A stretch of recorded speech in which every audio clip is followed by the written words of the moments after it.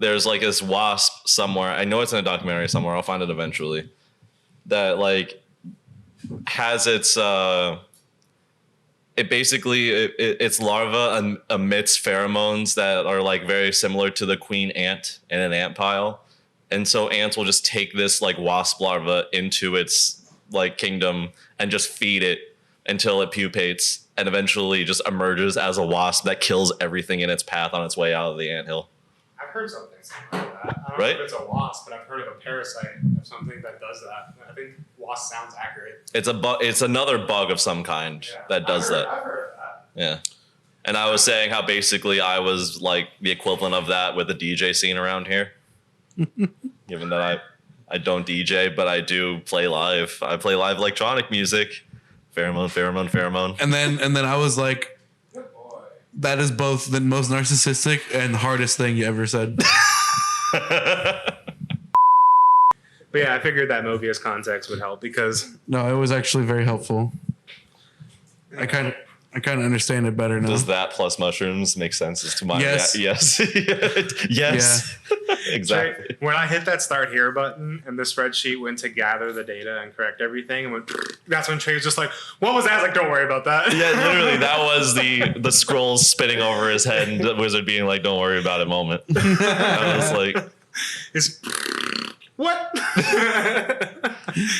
All right. So when my VP of sales, wait, if we're started, do we want to do introductions? yeah, Just keep talking. Okay. So We'll do my that later. VP of sales We'll get there was eventually. walking behind my chair once. And that's exactly when I was working on the features of Mobius that do like all the autofill features and was gathering data. And I wasn't really at that point in time when I'm making this, I'm like, man, this looks so janky because it doesn't just do it automatically. It literally on the screen like it's the Matrix. I'm like, that looks so weird. I'm like, people are gonna see this and like be like, I'm not touching that. But then he walks by. So I'm kind of like worried about his reaction when I do this. Like he's going to be like, okay, no, turn this off. But he literally, I do this. Ban this dark magic. yeah, this is like actually. Yeah. Listen, you got to give me like an epilepsy warning before you start your spreadsheet next time. But his eyes, he went, I saw them go wide and he literally took like a physical blast, hit him like, ugh. Yeah. He was like, what was that? I'm like, Don't worry about it. I'm like, it's just getting some data, you know? And he goes, yeah, I don't know, man. I don't know. No, I don't actually. Yeah. He was so chill about it. And then I kind of like, sadly, probably autistically stared at him and like explained a lot of shit that he had like no interest in. And he just like, uh-huh. I don't blame him at all. I was just in the moment because I just learned all this stuff. Like I learned, that's the thing that it turned out they didn't even know. I was talking to Blurp the other day. Sorry, I didn't mean to name drop. Can we blurp that? Yeah. Yeah, thank you. We'll blurp that. No, our main mission here with this podcast is to get as many people fired from their jobs as possible. Yeah. I was talking to my to a really good man the other day, and I mean that too. Like I mean it too. Who I love and respect and cherish greatly. Turns to a really good man. Don't fire me. But no. Yeah, I was just kind of, unfortunately, once again, probably autistically chanting at him. But I know how it'd be. But I was just like, I didn't even know any of this stuff. I just took it upon me to learn it. And he's just like, I didn't know that. I'm like, yeah, sorry, I forgot to mention that. Yeah, but it's also something that really helped me. I needed to find value of my time. Yeah. And when I was really bored at first, like, because when you first start off, it really is a slow burn. They don't want to give you too much like stuff. But when you do get something, it hits hard. But there's a lot of downtime in that process. So I'm like, well, if I'm going to be here, let me do something productive and let me, for myself, learn a new skill that I believe to be after my time in the corporate stint in my previous career. I'm like, Excel wizards. They be on a different class than other people who don't know Excel. You get to like, True. I don't know Excel. Yeah, dude, I've seen it happen to where it's the comments. I've never in my life noticed like this feeling until I saw someone who knew Excel in a room full of people someone who didn't. And it was be the smartest man of the room. And that was the clearest version of that. And it was just like, yeah, no, this guy controls the room. because if you want anything done in this environment, you need him. He's your knight. And it's just like, yeah, let me just work on that. They should have taught Excel more than fucking Word in school. Ain't that some shit? They should have done a lot of things both, better or in just school. both in general, I guess. Yeah. Because Yeah, Word shout is out to actually my, useful. Yeah, shout out to my digital science teacher who spent like 3 months trying to teach us fucking Dreamweaver, you retard. What's Dreamweaver? Exactly. It's like Is that Adobe? Yeah, it's Adobe's web platform development software. Oh. So like website development software. But does it teach you the coding of a website, or is it like No, it's I mean, it's kind of cool because so you code in the website and then you can like just render out the site in the program. okay? Like, which So is it's kind of like- neat, it's but like it was Adobe- janky as shit. It's like if Adobe made Squarespace or something. Basically, yeah. It's like a web builder, but like in an But- Adobe but- fashion. But it's, It's not like in even Photoshop But it's not made even that because websites. you have to hard code everything. Interesting. Okay. Yeah, it was like C+ or something like that. It was silly. We just started the podcast. I can't finish it. We gotta take turn. Yeah, pass it a little bit. You're right. It's the 420 episode. You're right. I got some I content. probably have to. I probably have to censor this on video. Like, I don't know, because I think it's not. I don't think YouTube will allow you to show the consumption of weed. There's a whole bunch of channels that Maybe I I'm watch wrong. where they just consume weed. Well, Okay. it's good. We're good. Well, I mean, it's a good thing. We're good, I mean, not guys. for I just anything, overreacted. but it's a good thing that that's not weed. It's tobacco. Yeah. And also, Shut up. I tried. It's weed. I tried. This is a 420 episode. Nobody's gonna buy that. But the YouTube algorithm might. well, also YouTube. I am medical licensed. I'm on that. I too. got the proofs. Card And- carrying Yeah, me ganja too. Yeah, this partaker. is medical endorsed. I paid my taxes on this. This is all legal, man. Everybody Yeah, pull we're out their good. cards now. Yeah. Oh well, my I'm wallet's just in my car. Man, chill. Yeah. That's not the card you want to pull out at this moment, brother. Here, I got it. Here's my go straight to jail card with the joint in my hand. He pulls out his FAA card. Welcome to Ghost of the FAA, Arts. by the way, I know you're By the- watching. the one guy not it's not partaking. passing to me. I don't do this shit. I would never. I'm not about that But life. he's in the I room. promise. Huh? He's getting secondhand. He's No. My body, like, trust me. I remember it's part of my training. I don't. Secondhand doesn't affect me at all. You want to know the worst I am part? perfectly capable of participating in safe operations after being I in can the vouch for presence him. of ganja. I can vouch as well. One of the worst part about being me is that at this moment, Nobody knows who you are yet. Who are you? I'm someone who can see the peaks when I laugh. True. I'm so sorry, That's everyone. okay.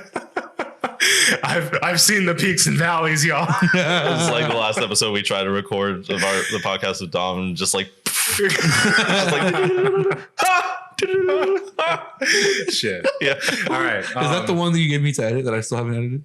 yes. Okay, I gotta edit it now. My name is Matt. I'm the Barbera or Matthew or whatever you want to call me. That's him. My new name, y'all. If you're trying to get your pictures taken, you got an event coming up as a Painted Skies LLC. As I go into my Hey, my photography age, and that's a cool name. been working on this goal for a while, so I'm so happy to have it. Thank you. That's really FKA Chromesy, FKA Affirmative Smolder, FKA Land Waste. I've got a lot of names.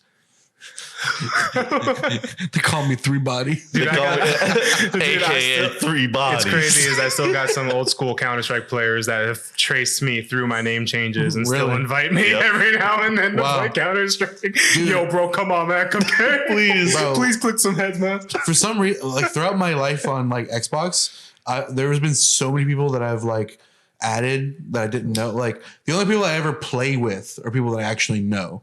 But there have been probably 100+ people over the years that I'll play like 1 or 2 good sessions with, or like I'll meet them, right? And we'll play one good game and then we'll keep playing for that night. And then we add each other and then I never speak to them again. That's yours.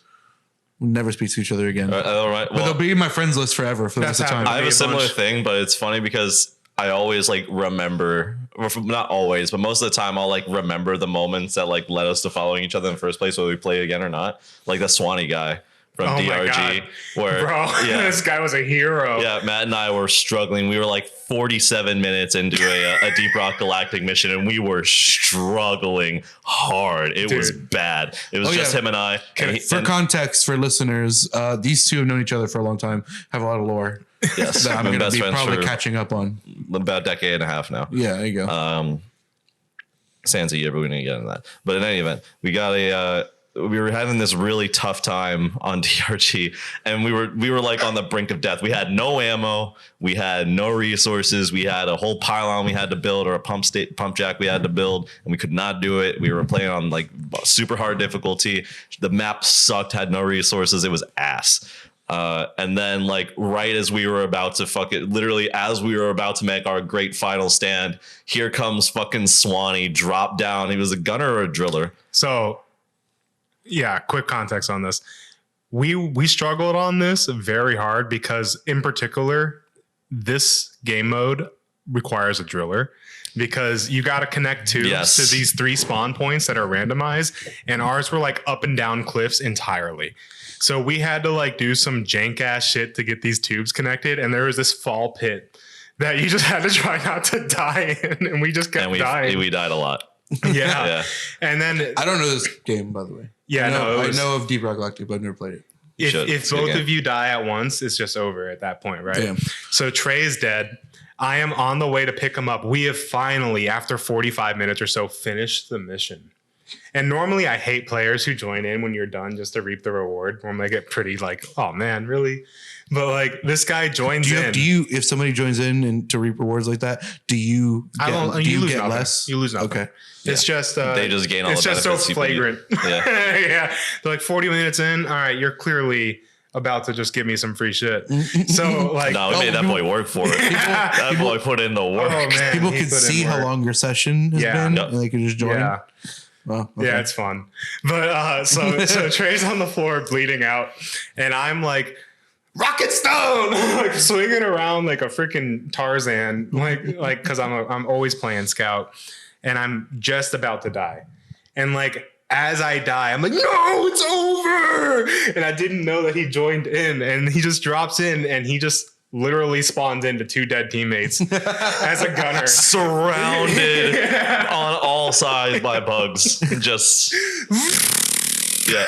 literally Rambo the whole shit and just saved us, and we all both up. And then I died getting the extract. I'm like, no, go without me, and he's just hard U-turns, locks onto me, and comes back, and then carried me up the freaking zip line. And then we just at that moment, he was a hero. Yeah, and we played for hours with that guy.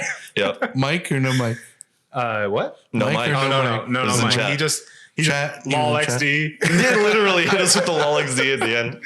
Yeah, actual like silent anime protagonist. It was pretty epic. Absolutely, dude. He shout out Swanee. He was doing that chin exercise you were talking. Yeah, that boy be mewing hardcore. He's mewing. He doesn't need bro. Cheagles, bro. Yeah, the Cheagles. Yeah, man, he was getting pumped. That's some Giga Chat shit for real. That's like one of those things that's like that's like a core memory that I picked up in like my 20s. I think after that we literally drank every single beer on the menu in like we had a whole pregame because there's like a whole little side game where like drinking. Yeah, well, I mean, honestly, they stick to the theme of being dwarves in space. Yeah. So like once you're in between games, you're in this galactic space station that's just meant to be for dwarves. So it's dwarfed the fuck out. And then it just like dwarfed out. Yeah. So you're is this like a hub? Is like a hub world type? Yeah, it's where you invite hub your station. homies. Hub yeah, station. you're only gonna see your people in your party though. It's not like a gamer hub. Yeah. Like no, I got you. The lobby. Yeah. So the way you pregame buff, like there's different buffs that reset every hour or so, is you buy a drink of that like buff. Okay. And you get to like Rockin' Stone, you chug it, and now your pickaxe does extra damage. And so it's like Coca-Colas. Yeah. So it's funny that the mirror over here makes us so I can look at you and me look at Trey. Dude, that mirror is awesome. This It mirror is. has. I've been saying this mirror was like the biggest W for whoever developed. Like Everyone built hates this on the house. mirror until they actually experience it. And know- I have that, like, because even Danielle hated the mirror. And she's like, honestly, at this point, like, it really adds a lot of space. Yeah, And it it's- makes this room feel fucking massive. Dude, you get to sneak into that guest room. By the and way, you're just gotta sitting say, there. that You was still the- have to have eye contact and have a conversation. That was It'd be the funny. hardest that we've ever pivoted topics, I think, in this podcast history. Mid sentence into just, yeah, bro, this mirror though. I think it'd be funny if I aimed the camera at the mirror at us instead of just at us. There you go. That seems appropriate for Have the the camera 420 that way. special, by the way. Huh? Bro, this mirror, dog. You seen demons in it yet? Bro, when I first moved in here and before Trey moved in here and I was living alone, I swear to God, I was hearing noises. And, it could have been anything. It could have been like maybe a rat in the attic or no, who knows. But at one point, I was just like The Radic. chilling. The Radic. One point, I was just chilling and like watching I some wanted to anime. not laugh at that. And, like, I heard that. I heard you exhale. Anyway, I didn't want to give you that one. Yeah, he made Got it his your ass. home, man. But just watching some anime or whatever, and I swear, I like just heard something that sounded distinctly like a footstep in the kitchen. So at that point, I was just like, "Yo, let it be known that if you were here before me. That's cool, dog. I'm just chilling. I'm gonna do my time here, however long that is. I'm gonna watch some anime, have some beer in the fridge. Help yourself. Take a please don't seat. watch me beat off. That's all I ask. Never Just heard a noise again. So I've never experienced that type of thing in any house, but except when I had roommates, Gage, he's been on the podcast plenty. He's had that at my house when he lived there. He's Really? seen and heard things, but and it's my family's house. So it's like, it would have been someone in my family probably, right? One of their spirits or whatever, but I've never seen it or heard anything. Like, I don't know if it's like a mindset where it's like, if you believe in it, like you're more likely to think you hear some shit. I think that too. And if you block it out and you don't really ever think about it, then you're never going to hear it. I think that too. Because Real I quick, never either. Matt, can you hand me my water right behind you? Sure. Because it's not that I don't believe in spirits and ghosts. It's just that you missed the quick time event. it's just that I'm skeptical and I'm not convinced. Yeah, does that make sense? Yeah, no, So, like- totally. Because so, like, I'm I've never had that. I'm honestly, I'm kind like even when I said that in the kitchen, I didn't believe it at all. Mm-hmm. Like I was just like living alone in a house having fun, and I'm like, who's gonna listen to me besides my FBI agent who's just like currently just tapped in to figure out what Matthew's doing today, and he's just gonna be like, wow, he's honestly going psycho. What is he using this new domicile for? Based or schizo, call it. Yeah. What illicit activities are occurring in this box? Yeah. But I do think there's something to the idea that consciousness is a field. And I think that we're connected to things beyond what we can see. And I don't know what that means. I don't know to what extent that has hold, but I know it has a hold. So it's just a matter of like knowing how to navigate something that we are completely like ignorant to and like never to be told. Quite literally a dimension we can't perceive. Exactly. Yeah. Yeah. And it's like, so with that in mind, I do have one experience that's happened recently. We're getting to the ghost stories early. Yeah. Yeah. Oh, dude, did you tell him at all? No. Okay. I told Trey. This is the thing in the podcast. Usually the last question that we close out the episode with is, do you have any experiences with the paranormal? But I know you have, but I know that you have some more beyond this. So this is Yeah. Listen, dude, I have a proposal. Okay. Yeah. I'm not ready to be married. No. I told Trey on this episode, I was going to ambush you. Okay. Let's start a ghost hunt. A what? Ghost hunt. I've been wanting to do something like that for the show since Trey will be the van since- bitch. Trey said I am already. designated He's not, man bitch. He's Yeah. a what? Trey's van bitch. He does doesn't that come mean? in with us. Oh. He's watching our GoPro footage from the van with a walkie-talkie. Okay. Yeah, I'm watching all the sensors and, Yeah. and Okay. You and I go in, we bring an acoustic guitar, and the whole thing is, our whole shtick is we're not ghost hunters, we're ghost vibers. Hey guys, we're just here to chill, man. Just here to chill with the homies. Everyone's trying We're to the hunt you, ecto dog. chillers. We ain't hunters. We're just here to give you some vibes, man, in the afterlife. Help soup your way through the sailboat, as you will. This reminds me, for some reason, it just reminds me of when my friends tried to do Xbox lobby radio one time, where they were in the public, they're on COD, like Modern Warfare 2, maybe Modern Warfare, I don't remember which, and they would have the mic on, like on the public lobby, and they would play music from YouTube on the computer and just put the mic up to it and be like being like radio DJs and like we're just chilling and taking requests for songs and stuff. That's like awesome. That's so lit. Yeah. On the flip side, Mike, my buddy Mike and I, Trey and I have a mutual friend, Mike. Long ass time ago, back when Black Ops 1 or I think it was Black Ops 1, we had this custom game. Black Ops 1, it was definitely Black Ops 1 because they nerfed the quickscope. So Mike and I, being hardcore nerd gamers from middle school and like got Call of Duty quickscoping. DSR 50 or was it the Ballista? I have no idea. Oh. I don't remember shit, but it was one of those. I remember that we liked the hold left trigger until the scope popped up, and then quickly pressing right trigger to get a free kill and being like, oh, skill. so then when Black Ops 2 came out and the scope pops in randomly, like it's instead of aiming at your target, you'll aim in and be like, why am I looking at the ceiling? Oh, right. Why am I looking over here? Wait, I don't remember that. That's a thing. That was a thing or the first patch. They patched it out because it was horrendous. But it was like it completely fucked it. So Mike and I were so, Trey, when I look back at life and I think about the signs that if I was on the spectrum, Mike and I spent hours in a one-on-one lobby trying to figure out a way around the fucking quickscope nerf. Oh my gosh. Trying to like, what if I reload and aim it at this angle? What if I do like a YY 360 and I... Dude, that's how those things are found though. That's exactly how those like crazy that's how people start YouTube channels. Bro, we were in this fucking game so long that this is a not a joke moment, and I'm so mad because Mike had it on his fucking recording because he was recording. And he never did anything with his footage, and I think it's gone. Oh, but dude, the host server for some reason eventually got open to the public, even though we're doing a one-on-one lobby, and it was connected to the matchmaking server. I remember this. So I remember this. While we're trying to do like what? Yes. So while we're just trying to 1v1, these people are spawning in with SMGs and trying hard. We're like, what the fuck is happening? And then we get out to the next lobby, and they're going with us. And we can still like change the map and everything. We still are full in control of this custom lobby. They basically it wasn't like the bots. No, it was players, and everyone's like screaming at us like hackers. We're like, what the fuck? No, we don't want you here. We're kicking them all out. And as we're kicking them out, their new people are coming in like, huh? What? And N-word. Why were they calling you hackers? What on their end would give them that idea? Because we're connecting our private lobby, clear private lobby that we have because we were doing games. Like, we were fucking with them. We're like, number 1 through 10 would kick off anyway. So we were fucking with them. So like it would still, even when they joined, it would say private lobby. Yeah, dude, it was on their end. Dude, they were begging us to start the game. So it was obvious. What? That's like, bro, that's like Halo custom start games. Start it, N-word, start it, N-word.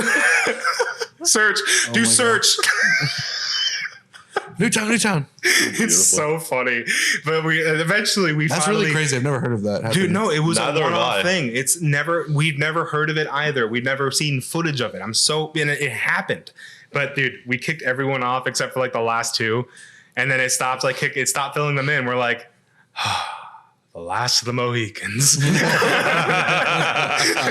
they're like, no. Nice. That shit was so funny. But yeah, thanks for that memory.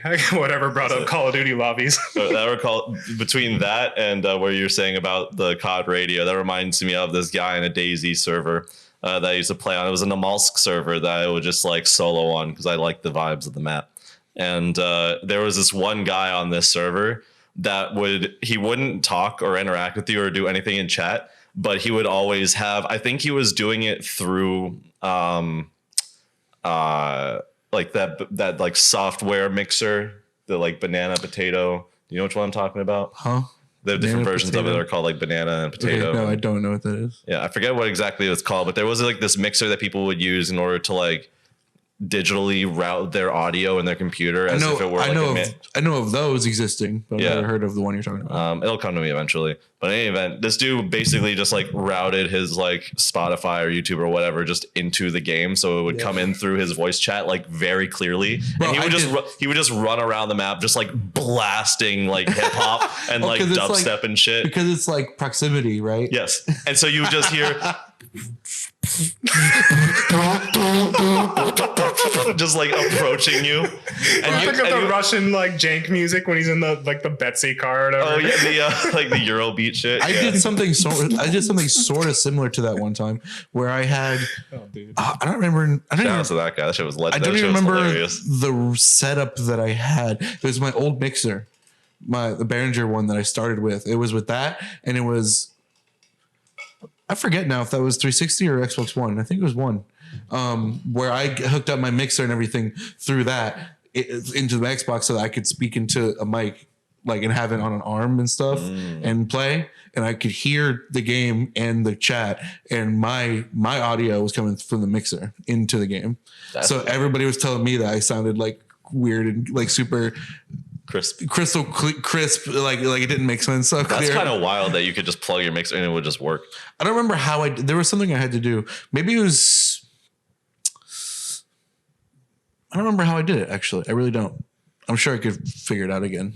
Dude, those early adapter soundboard people, legends. Yeah, shout out Longmont Potion Castle. There's the real OG.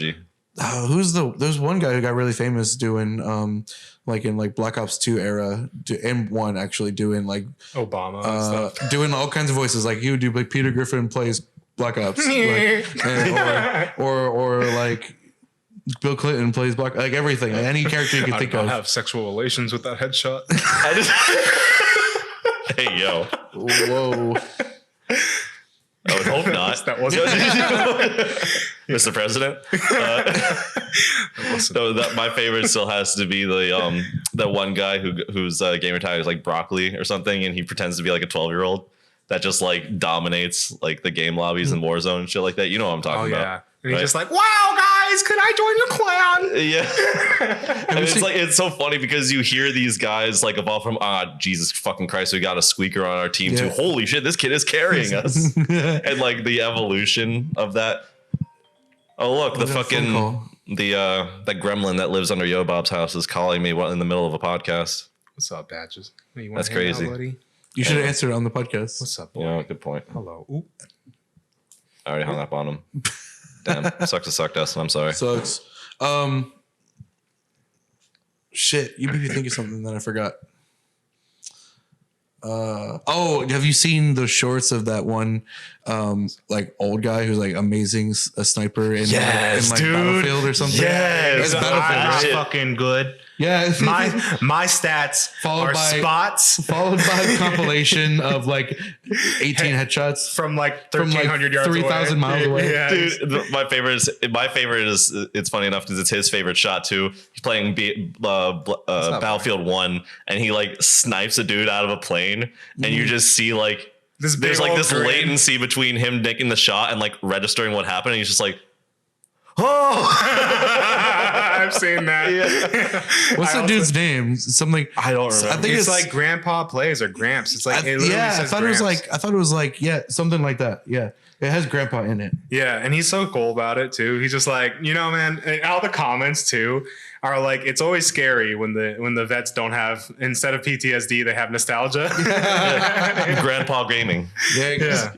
And it's funny. It's crazy too because he was discussing in another short that I saw that he literally doesn't even have feeling in his shooting hand anymore. It's literally just muscle memory, and that's why occasionally he'll just like fire off a stray shot like randomly because he just like whoops, like fat fingers it.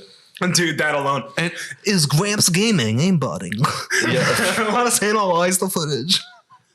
Jesus Christ, for real though. I feel like I hope I'm not making this up. It looks like it though. He's really good. I think that guy was like a veteran or something. He was an actual, he's Marines, right? Marine sniper. And then he's like on disability or something or whatever, and he just picked up the gaming as a hobby because he had nothing to do. Like there was something like that, right? And I saw a short mentioning kind of like where he was just kind of talking about his origins, and I think it was kind of akin to what you're saying. Story. Yeah, but that being said, who knows, man? It's 420. Like, don't quote me, dog. But yeah, I think so. Don't quote me on 420. Why would you do that? Because I'd be lying. I'd be lying on 420.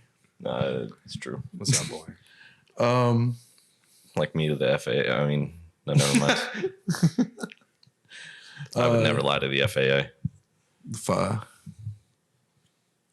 I swear. Did I send any of those memes where it's like people that just like one time post, maybe you're feeling a little depressed today, and Yeah, they're he just running pulls away up from with the the. Nah, son, not today. Get him down. Bring him down. So funny. It is. It's so true, though. Fuck the FAA. Yes, man. It's really cloudy today. I'm feeling depressed. Get his license. Get that shit. Yeah. I was trying to make a parallel of like between that and like you ever get stuck in a loop trying to formulate a joke in your head and you're like, I can't make it connect. Yes. I was trying to make a connection between that and fucking what are the ones that come at you for guns? The ATF. ATF. Yeah. I was trying to make a connection between that and the ATF and like shooting dogs and stuff. Both equally useless government entities that should be redacted, and everybody involved should be redacted. But, In Minecraft. Yeah, redacted in Minecraft. On a modded server. Yeah. Dude, that Waco series is mind blowing. That ain't even the worst of it. Yeah, the one where what's the woman's name? The wife, Ruby Deborah. Ridge. Yeah, Ruby. I think it's Ruby Ridge, where they're teasing after they shot her in the head. They're on the loudspeaker saying shit I don't know if like, that's Ruby Ridge. That might "What's be the- Deborah making for dinner tonight?" And like after they knew they shot her in the head in front of their like kids, like they were like provoking him. Yeah, ATF's disgusting. That's horrible. We hate the ATF in this household. Yeah, that's for sure. horrific. I used to have the "Don't Tread on Me." I used to have the libertarian stuff, and then we had a Kanye flag over it. We should combine the two. We did. Make a new flag. It was that. It was like the "Don't Tread on Me" flag, and then just the Kanye 2024 flag just draped on top but of I'm it. It should be the "Don't Tread on Me." What's it? Gadsden. Gadsden flag. Yeah. It should be the Gadsden, but instead of the snake, it's Kanye's head, and it says "Don't tread on ye." That's bars. I'm gonna make that. I'm gonna sell that. But I also like I have more than at least 2 brain cells. So once Danielle moved in, I was like, "Listen, baby, we can take the flags down." It's like if it makes you feel more comfortable, I know that. I don't think you're the biggest Kanye fan. She goes, "Thank God." Yeah, I was like, "Yeah." I would have loved if you had it still, because then I could look at it here and look at it in the mirror. Trey, I can see 2 of them. I have them now. Yeah, Trey has them now. I Nice. made sure it went to a good home. So Someone who loves it. So where it would be hung with pride. I got them both draped proudly in my room right now. That's right. What other flags you have draped in your room right now? No other flags, really, just the Kanye 2024, the Gadsden flag. I've got like this nice like monochrome tapestry, and then a bunch of like synthesizer posters that I got with my synths. Word. That's pretty much it. I've never been one to decorate much. I'd be decorating. Trey be decorating. My decoration is just my mess. You should see my room when it was here. Dude, we Like, it should was see your the room. most like heavily furnished room in the room, like by far. I You saw should it. see your room now. There's just white holes everywhere where you had shit hanging up. Danielle's like, how much shit did this guy have? It's so. We actually just A had lot. that conversation like last week. A lot. When she's like, oh my God, these are all from Trey hanging. I remember being in that room and how like there was like space, but it was also very like, where are the walls? You know what I mean? Like Yeah, it the was, walls were like it was covered everywhere. Yeah. Which kind of reminds me, it was a vibe. it's kind of a nostalgic vibe in a way, because it reminded me of like the computer room at my grandma's house. It gave me that kind of nostalgia where it's like Study. because it was like the study where there's like big bookshelves and there was like a bed or like a couch bed type thing. A couple of different computer setup desks, but a bunch of like shelves and stuff. Like where you didn't really see the walls. I mean, that was a lot of it. Was that it was just like a wall of just like 4 bookshelves, and then a 5th one in the closet. The closet books Yeah, for the really raunchy I had to ones. put my dresser and another bookshelf in the closet because I didn't have space for it because of all the other bookshelves. Is that the only thing you put in the closet, Trey? Huh? What? What you want to Lean say? lean into the Look mic at me a with those little big, more. beautiful eyes and say that to me Is that again. the only thing you put in the closet, Trey? You should know better. Anyways, Trey and I are in the closet together. With patches, apparently. yes. Oh my God. This dog is into this. He's really happy right now. Yeah, I'm just kidding, by the way. I love you, Danielle. I'm not actually in the closet with Trey. As far as you need to know. Anyway.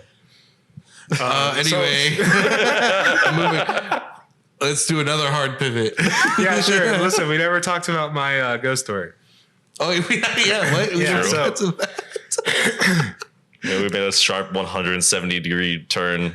Once again, God In bless your- Danielle. We took such a hard pivot, we went backwards, and now Yeah. here we are again. Don't worry, guys. You ever go All in a right. full loop, like beyond loops in between? Oh, I loops? never introduced myself. I'm Trey, by the Oh way. yeah, that's So, Trey. yeah. Trey. Hi. Yep. I'm Devin. Yeah. And this is Ghost on the Ox. 420 edition. How fucking long in? What is that? 13 minutes in? 36 minutes. 36 minutes in? Yeah. the frigidest of openings. Yeah. Wow. Chilled Yo. opening. Isn't it supposed to be a lit opening because it's 420? We're going the opposite. Yeah, we're dousing. The ice cooled. We'll call that ice cooled opening. Ice cold. Shit, where was I? Okay, driving in the car. Ghost story. So Also, I agree to your proposal. nice. It's gonna happen. I want this to happen. Because part of the inception of this podcast in the beginning, in the early years, was to do some ghost like exploration stuff, like for real. So let's do that. I'm down because the thing is that I'm kind of a skeptic too. Yeah. But I'm also finding myself opening my mind to a lot of different beliefs recently as I've endeavored into my learn. So a little backstory on me. I used to be a pretty hardcore atheist. I grew up in religion. At one point in time, I was on the path of being a Freemason. And at the same time, I just was really into science and studying. And then I told them that I don't want to be in here because true to myself, like I'm not going to be somewhere where there's a requirement that you believe in a higher power. And that was like one of their only requirements is you have to believe in a higher power. And I was like, well, this is not me. They're like, well, it doesn't matter. I'm like, oh, it kind of matters. Apparently it does. So I backed out of that and then just kind of went my own way, believing that like all of that was manipulation because that's the only thing I could see at that time was that I looked at religion in general. And then the only thing I saw was organized religion and bad and like pedophilia and all the things that are like notorious for religion. So it hard devoted me towards just science. That's it. It's all coincidence. But then as I grew and learned and it go down this like weird path and just had this craving for quantum physics in particular, dude, there's a certain point where I was just learning about quantum physics to where, especially the split slit experiment, and then just seeing the ramifications of what that means for our reality, and then different things that also perpetuate itself from the smallest scale to the largest scale, i.e. the Fibonacci sequence and stuff like that. Things that people chalk up to coincidence. And I'm like, dude, I think there's a creator. And that it kind of changed my view on life. And I started reevaluating a lot of my stances. As above, so below. Yeah. So with that in mind and being aware that there's traversable dimensions beyond XYZ, X, and XYZ in time, because like light travels back in how far, it doesn't matter how far the source is. Once you measure it with the split slit experiment, it goes back to the origin of time, where it came from, Right. to be a particle. What the fuck is that? That's like actual science right now. That's where we're stuck at. No answer is an answer. It's all theories. So it's like, Wait, you're saying, wait, explain that part again, though. You're saying that like light photons originated from a particle? yeah, Like a, so a specific other light behaves as a particle? wave. Science episode. We're getting into it. 420. Light behave. So once again, I'm blitzed. So please take everything I say with a massive bag of salt, and know that I do not have any sort of degree in this. This is just on my free time. I like to watch videos on this and learn, and I'm very interested. Call this man the spice trader. Like, Yeah, so like much salt. if on the scale from Call this like man Morton. Uncultured to spicy, I'm probably like cheddar bread. Like, Cheddar bread. I got some flavor to me, but there's probably some depth missing, some much needed nutrients. But essentially, light behaves as a wave Right.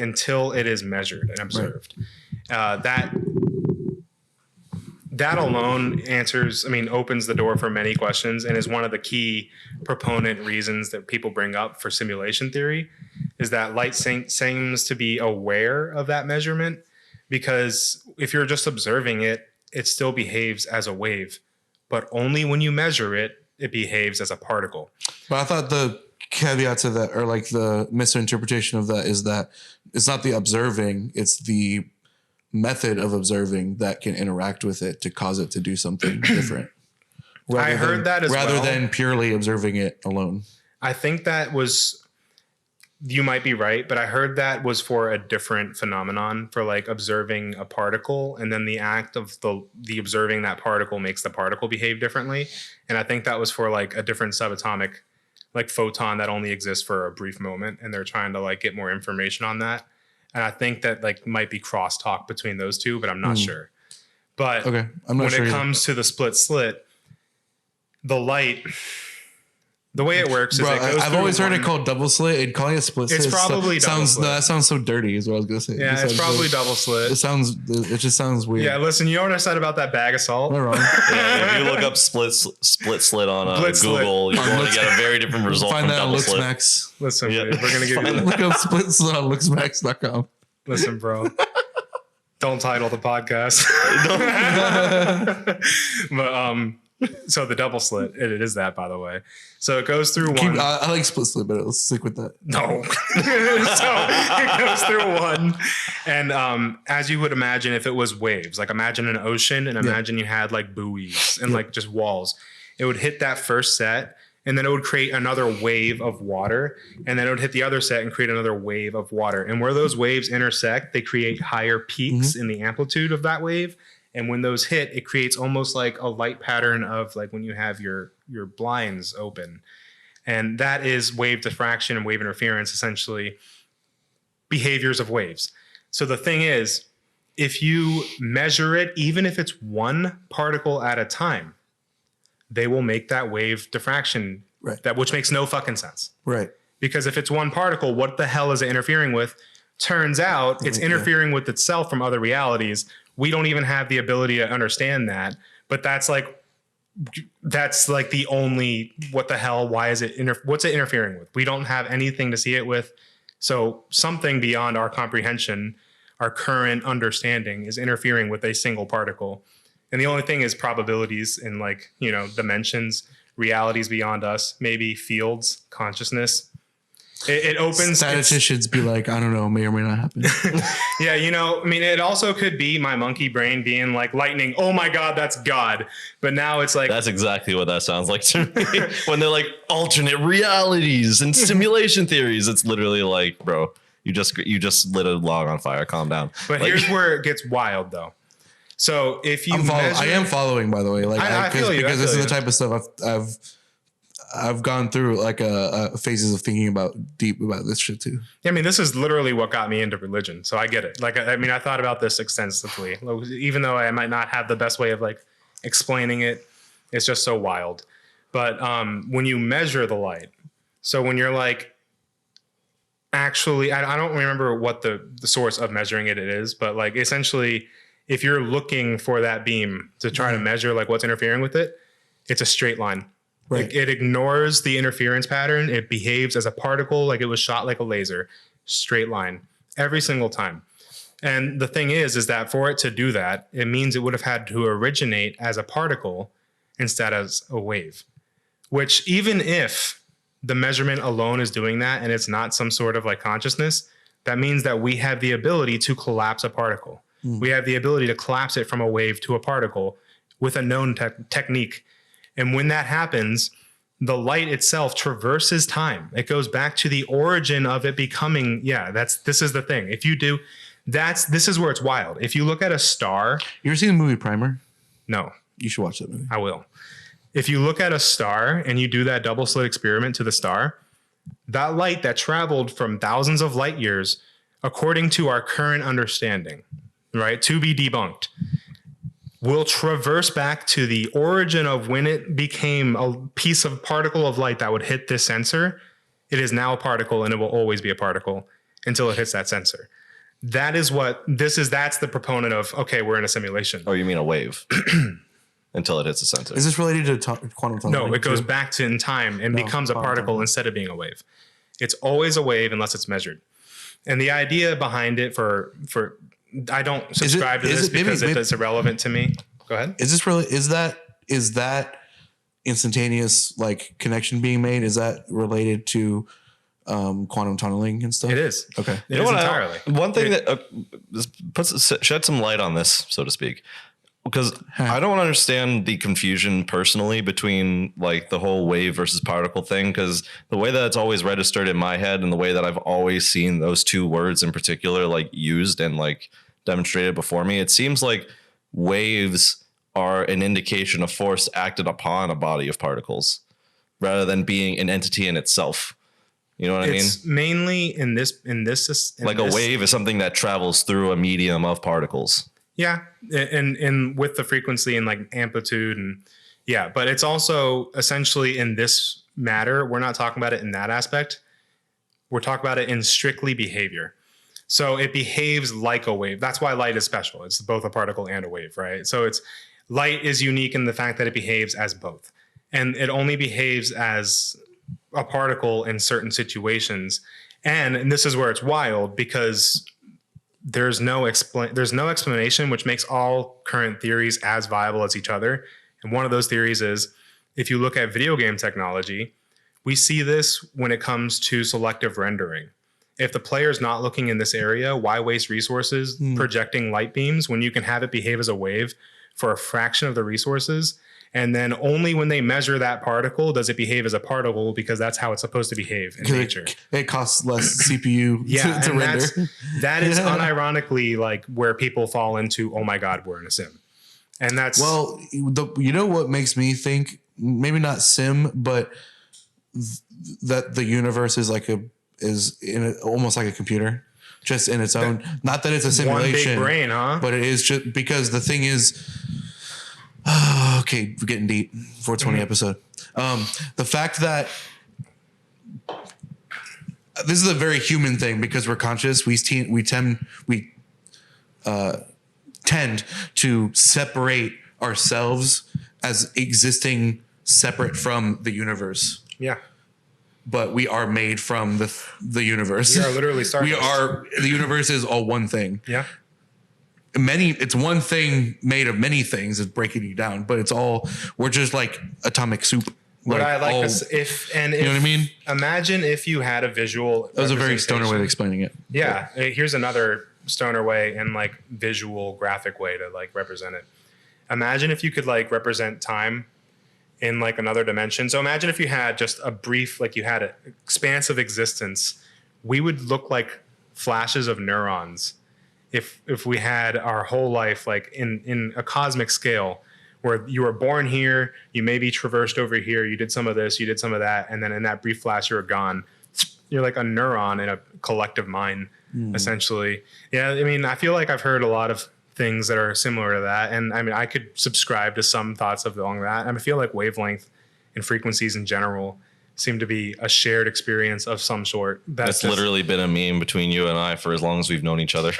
I mean, I also have that belief though that there's like an energy that permeates everything. Like it's just I don't my stance on it is that like there is a force or higher being or energy that we don't understand, but I don't subscribe to a specific interpretation of what that is. That's exactly how I feel. But then a lot of those interpretations are sort of pointed at this ultimate truth of there being some higher order. Yeah, I truly believe now. Like I think that we are way more. There's too many coincidences for us to be here, and I think that was engineered. And how, in what aspect, how that looks. Right, because like how many coincidences do you have to run into to be like, all right, somebody designed this? And how many things are delayed at this point? How many like, calderas are overdue? Because like, how many what? Calderas, like the mega volcanoes. Yeah. Like how many things that should have already killed us haven't done it yet?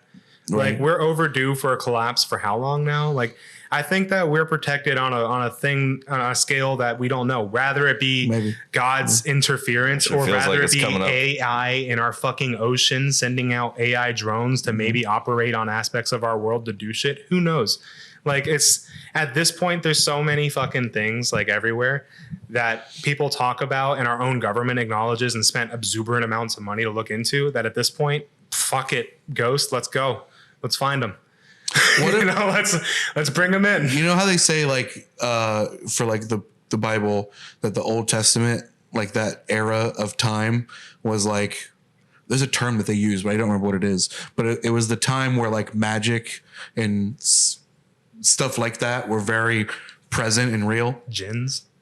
No, that's specifically. And then, but then in the New Testament later on, it's not like that. Like there's some explanation. They erase some of the mystic of it. Not that they erase it. There's like certain beliefs that it's not erased. It's just that through the progression of time and God making decisions or whatever, back then, magic and God and angels and stuff messing about like more in your face and presently was like a thing. And then later on, eventually it became less and less and less a thing over What time. if they were just kind of Like- grooming us to show us the way, and then you're just like, all right, now you're on the path, go. Well, I'm thinking like Tutorial over. I don't know if I believe that. What I'm getting at was, imagine that was real, and like we're just in a different phase of reality where like in another 1,000 years, the magic and stuff will start coming back again. And like, I think about that shit all the time. I think about how if we had, Well, it still does exist. It just exists very subversively in ways that we're not taught to understand it, so that we may still be subject to it. I mean, so I feel very strongly about some files that we know the CIA has and never release, and in particular, a lot of like the Tesla. I'm files sus and of stuff ones like that they have released. Exactly. So when they release, about the stuff that they've released about like About putting microphones in cats to listen on people. exactly, I was gonna say- chipping animals, Yep. I was gonna say like lucid dreaming and like and Gateway Project, and I projection. think that's the one. Yeah, and astral projection. Yeah, specifically. so That's I what mean, it is. so if that's what they release, what are they not releasing? Right. It's so funny though, because you brought that up earlier and it got me thinking about the experiment, and the story behind that is the CIA started this project, right? Of which one, the animal one? The one where they implanted a microphone in the ear of a cat and then like had like a dummy like agent like in like a park bench that was going to send it to like see like what conversation that it could pick up. And it got hit by a truck immediately. Yep. And then they got hit by, and the cat Literally, got like hit. upon release, hit by a truck. It got hit by a truck, and then that's when Millions they of dollars. and then that is when they canceled the project entirely. Yeah. Oh, The yeah, CIA never lost again. one cat and was like, "Oh well, Yeah. we'll just never do this again." Okay, I guess. In reality, it wasn't a CIA project. It was just like one dude who's like obsessed with with an idea. He's like, boss, let me just try. Yeah. Come on. And then the CIA just like takes credit for it, like And then says a terrorist the attack. cat Like, dies. yeah, we did this. Yeah. Or- They have to take credit because it happened like on company grounds or something, or not but government Company property. funds, Yeah. yeah. It happened on like site. I So think it's the like CIA we have probably to. has magic, you know. I'm Yeah. sure, like Yes. if you're top level CIA, you can probably cast a level 2 fireball. The men who stare. You ever watch The Men Who Stare at Goats, bro? Yes, Oh. I mean, bro. dude, I'm saying Tesla dies. The CIA was in that room within seconds because they were monitoring him like when he was on his deathbed, essentially. Oh. So the first people in his room were the CIA. They get everything. They get all the access to the man who invented alternating current, the father of our current fucking like literal infrastructure. And he helped set up a lot of things with the combustion engine and a lot of the success of like JP Morgan and like Rockefeller. And this guy comes to them with this proposal of finding this ancient like technology that he believes that people are on in the past, where it's all about frequency. He literally said, if you want to understand the universe, think in terms of frequency. This thought was beamed into my brain from aliens. But that's also just facts. Everything. This is everything I'm everything is saying frequencies? is what he is saying. Everything is vibrations Yep. of some kind. And well, he Or- also said or waves. to whatever extent it may be discredit or even possible credit, and we just don't know yet. He believes our thoughts were literally beamed into us from puppet masters of some sort. I'm not And sure about that. I had a part. very similar But- eureka moment when I was in college, when I was taking graphic design in college, my first graphic design course, and I was like learning Photoshop and like photo editing and things like that. And I realized like how congruent audio editing and like photo editing were. They're the like, same thing. Scientific, exactly. They're the same fucking when thing. I realized like they're almost the exact same thing, that was the moment that like my brain like really fully started to like Exactly. it like see the world for what it was. And you know exactly what it is? All of that is wave manipulation. That's Yes. what Wave audio editing manipulation. is. That's what light editing is. No, that's what I'm saying. Like Exactly. the fact that it is every like holy shit, everything is frequencies. Yeah, and Jesus isn't it Christ. crazy that they like a lot of our ancestral shit that they like always dismiss tends to have like amazing resonant like frequency abilities. Like this just happens to be built in a way where it has a real like interesting frequency that's documented to be interesting. Oh, it's a coincidence, you know. They didn't really know that. They didn't have the technology, you know. They were barbarians back then. Did you know that woman got raped?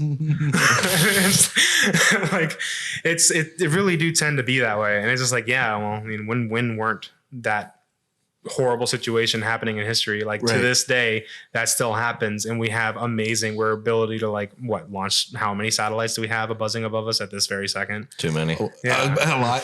Too many. Yeah, like a whole fucking barbed wire above our atmosphere now. Right. And it's ridiculous, but it's like we're also capable of like horrific things that if another culture wanted to say, like easily dismiss us, they could be like, yeah, but look what they do in the Middle East, or look what they're literally fucking their planet until it like squirts oil. like what are we doing over there? Like, these weirdos, like, and then they would easily dismiss our culture, you know? And it's just, I feel like that's exactly what they do with history. And it's, if you look at it, I think, did aliens have anything to do with our past? I'd hate to say that because I feel like it takes away from the truth of that, which I like to believe we just had much more competent ancestors than we ever give credit for. Absolutely. And agree with they that. hide that shit from us. And they make us believe maybe it was just someone who came down and just quickly solved the solution for us. Or maybe we were guided by those people is what I would like to believe. I think that they taught us we were made in their image is literally like one of the first things. Do you think it's being hidden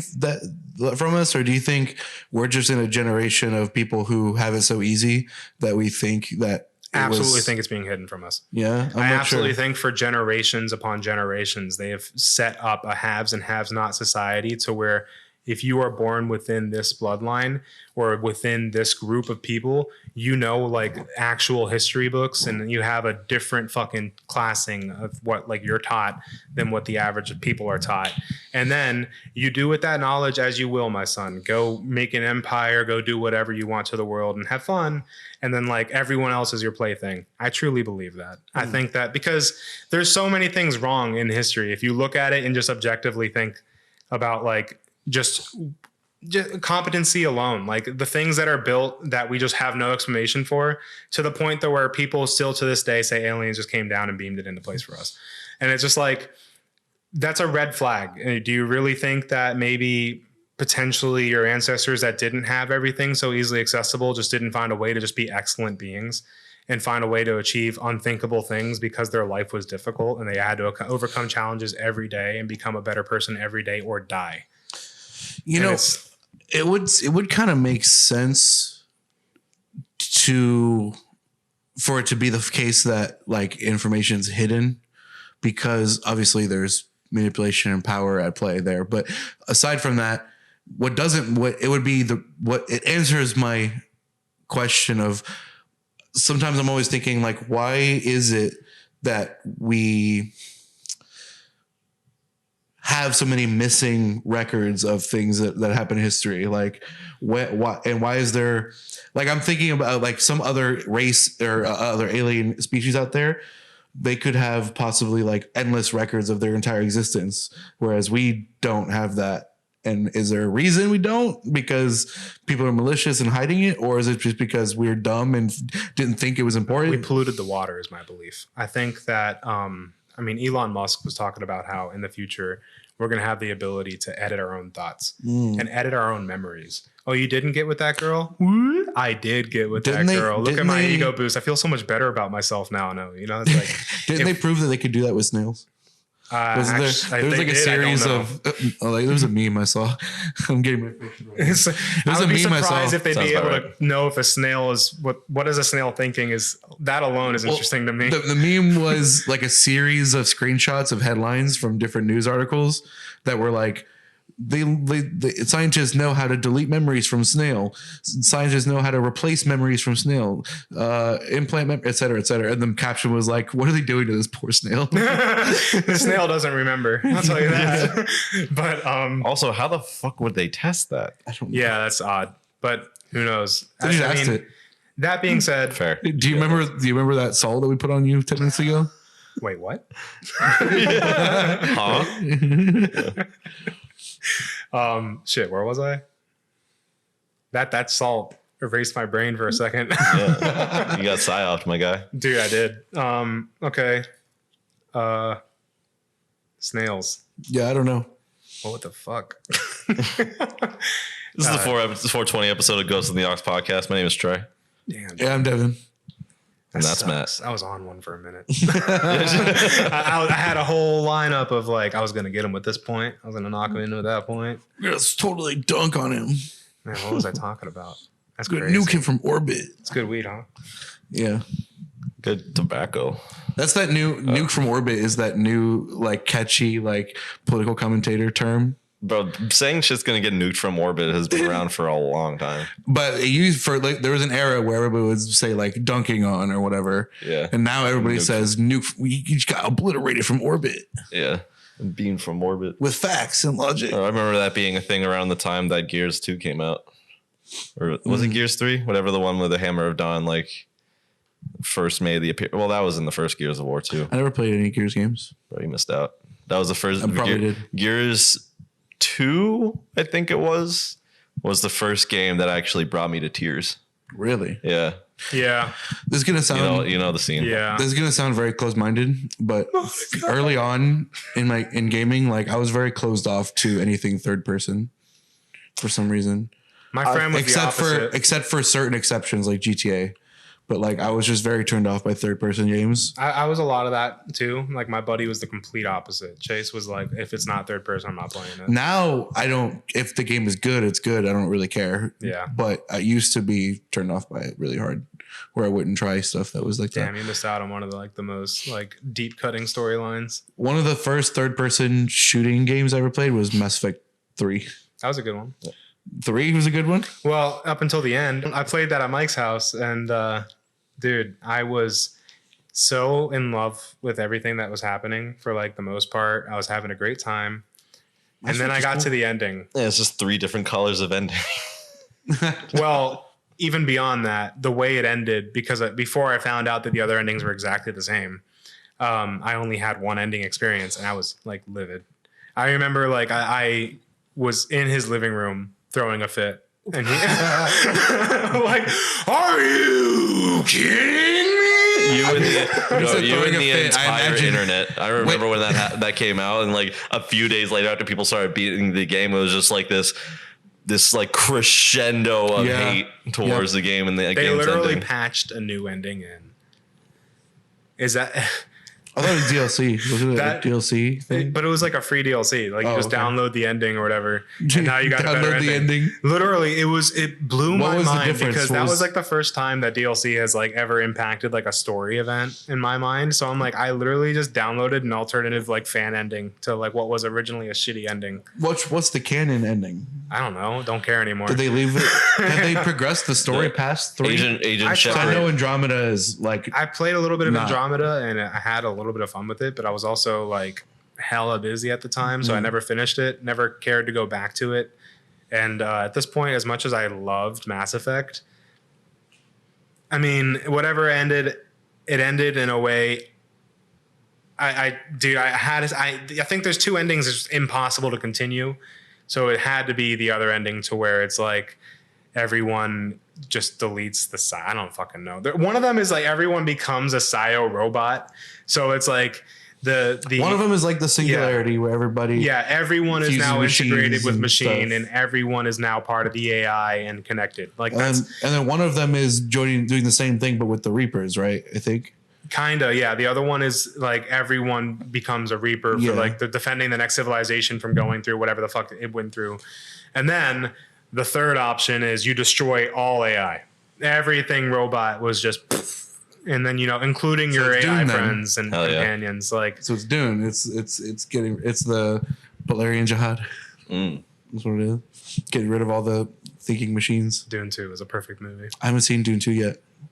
I want Spicy take, apparently. Dude, I will. Yeah, I was mixed talking things. about that with Jersey, and he does not like that director at all. That's fine. Oh, I don't Danny even want to hear it. Villeneuve. I know you don't. I just don't even want to open the door to the sacrilegious stuff. He is entitled to his own beliefs. That's fine. I love you, Jersey, man. Sending love from Florida. He's going to be on here somewhat soon, I miss Jersey. Yeah, allegedly. allegedly. Reschedule 3 times. Yeah, that movie was dope to me. I But that love being the first said, one. I don't know if Jersey read the books because I didn't read the books, and I refuse to read the books now because I'm so invested. In the No, he was saying strictly from like a cinema Really? standpoint. Yeah, he doesn't fuck with it. I felt hooked from, what's crazy is that some of my coworkers were saying the same thing.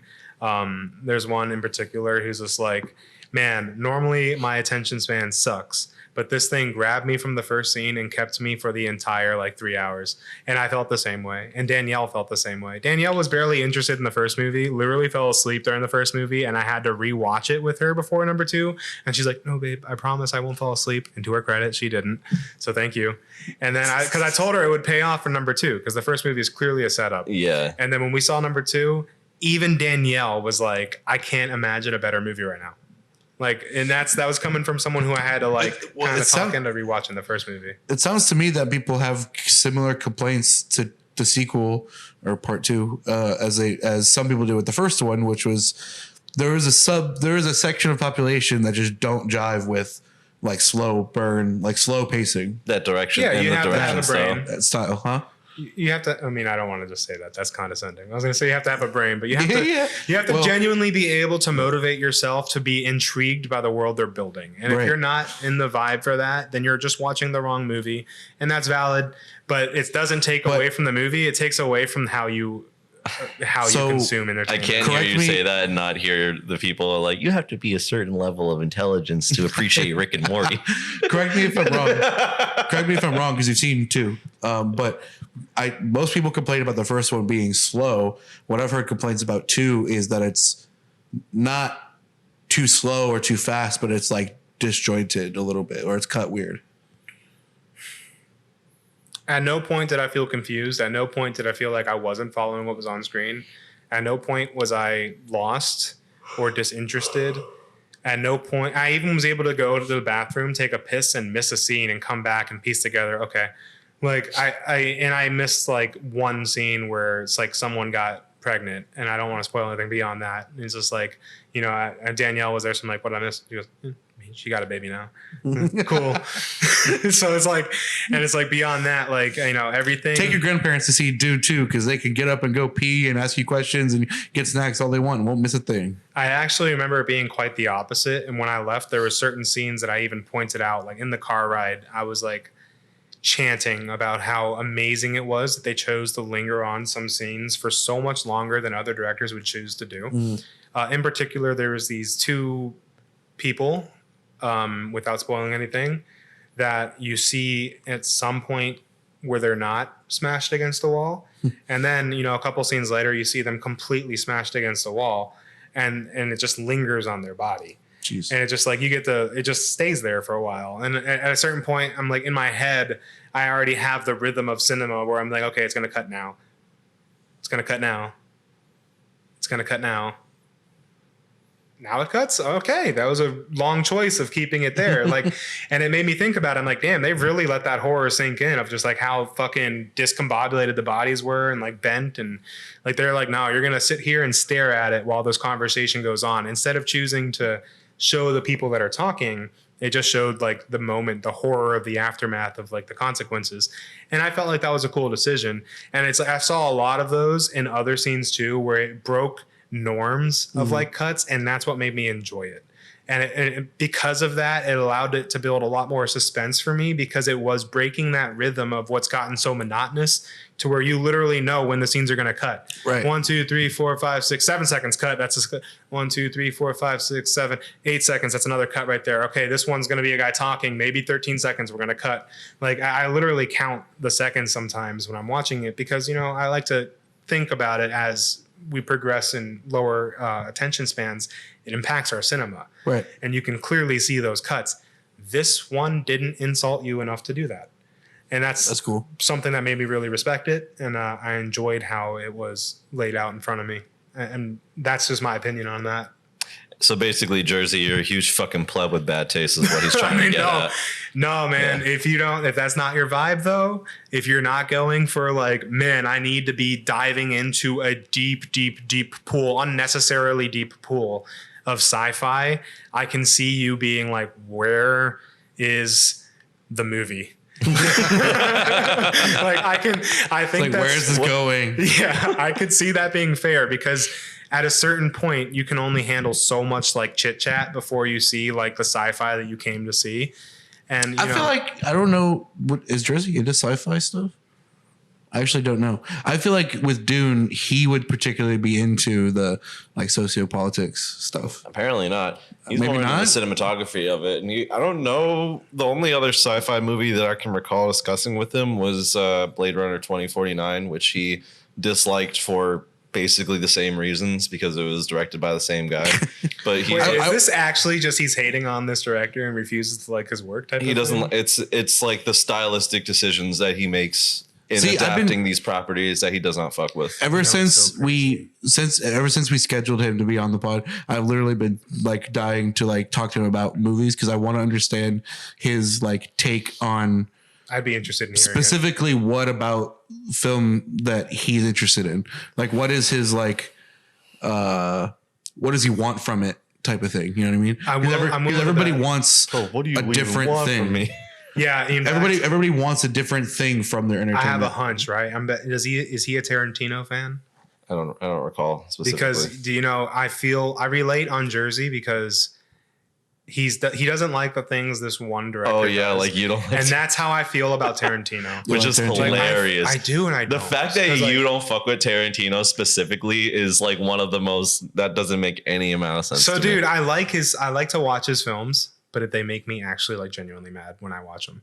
Like I mean, that's kind of the point sometimes, depending. Well, no. The movie. He makes me mad. He makes you mad. Like, is it his self inserts or the foot fetishism?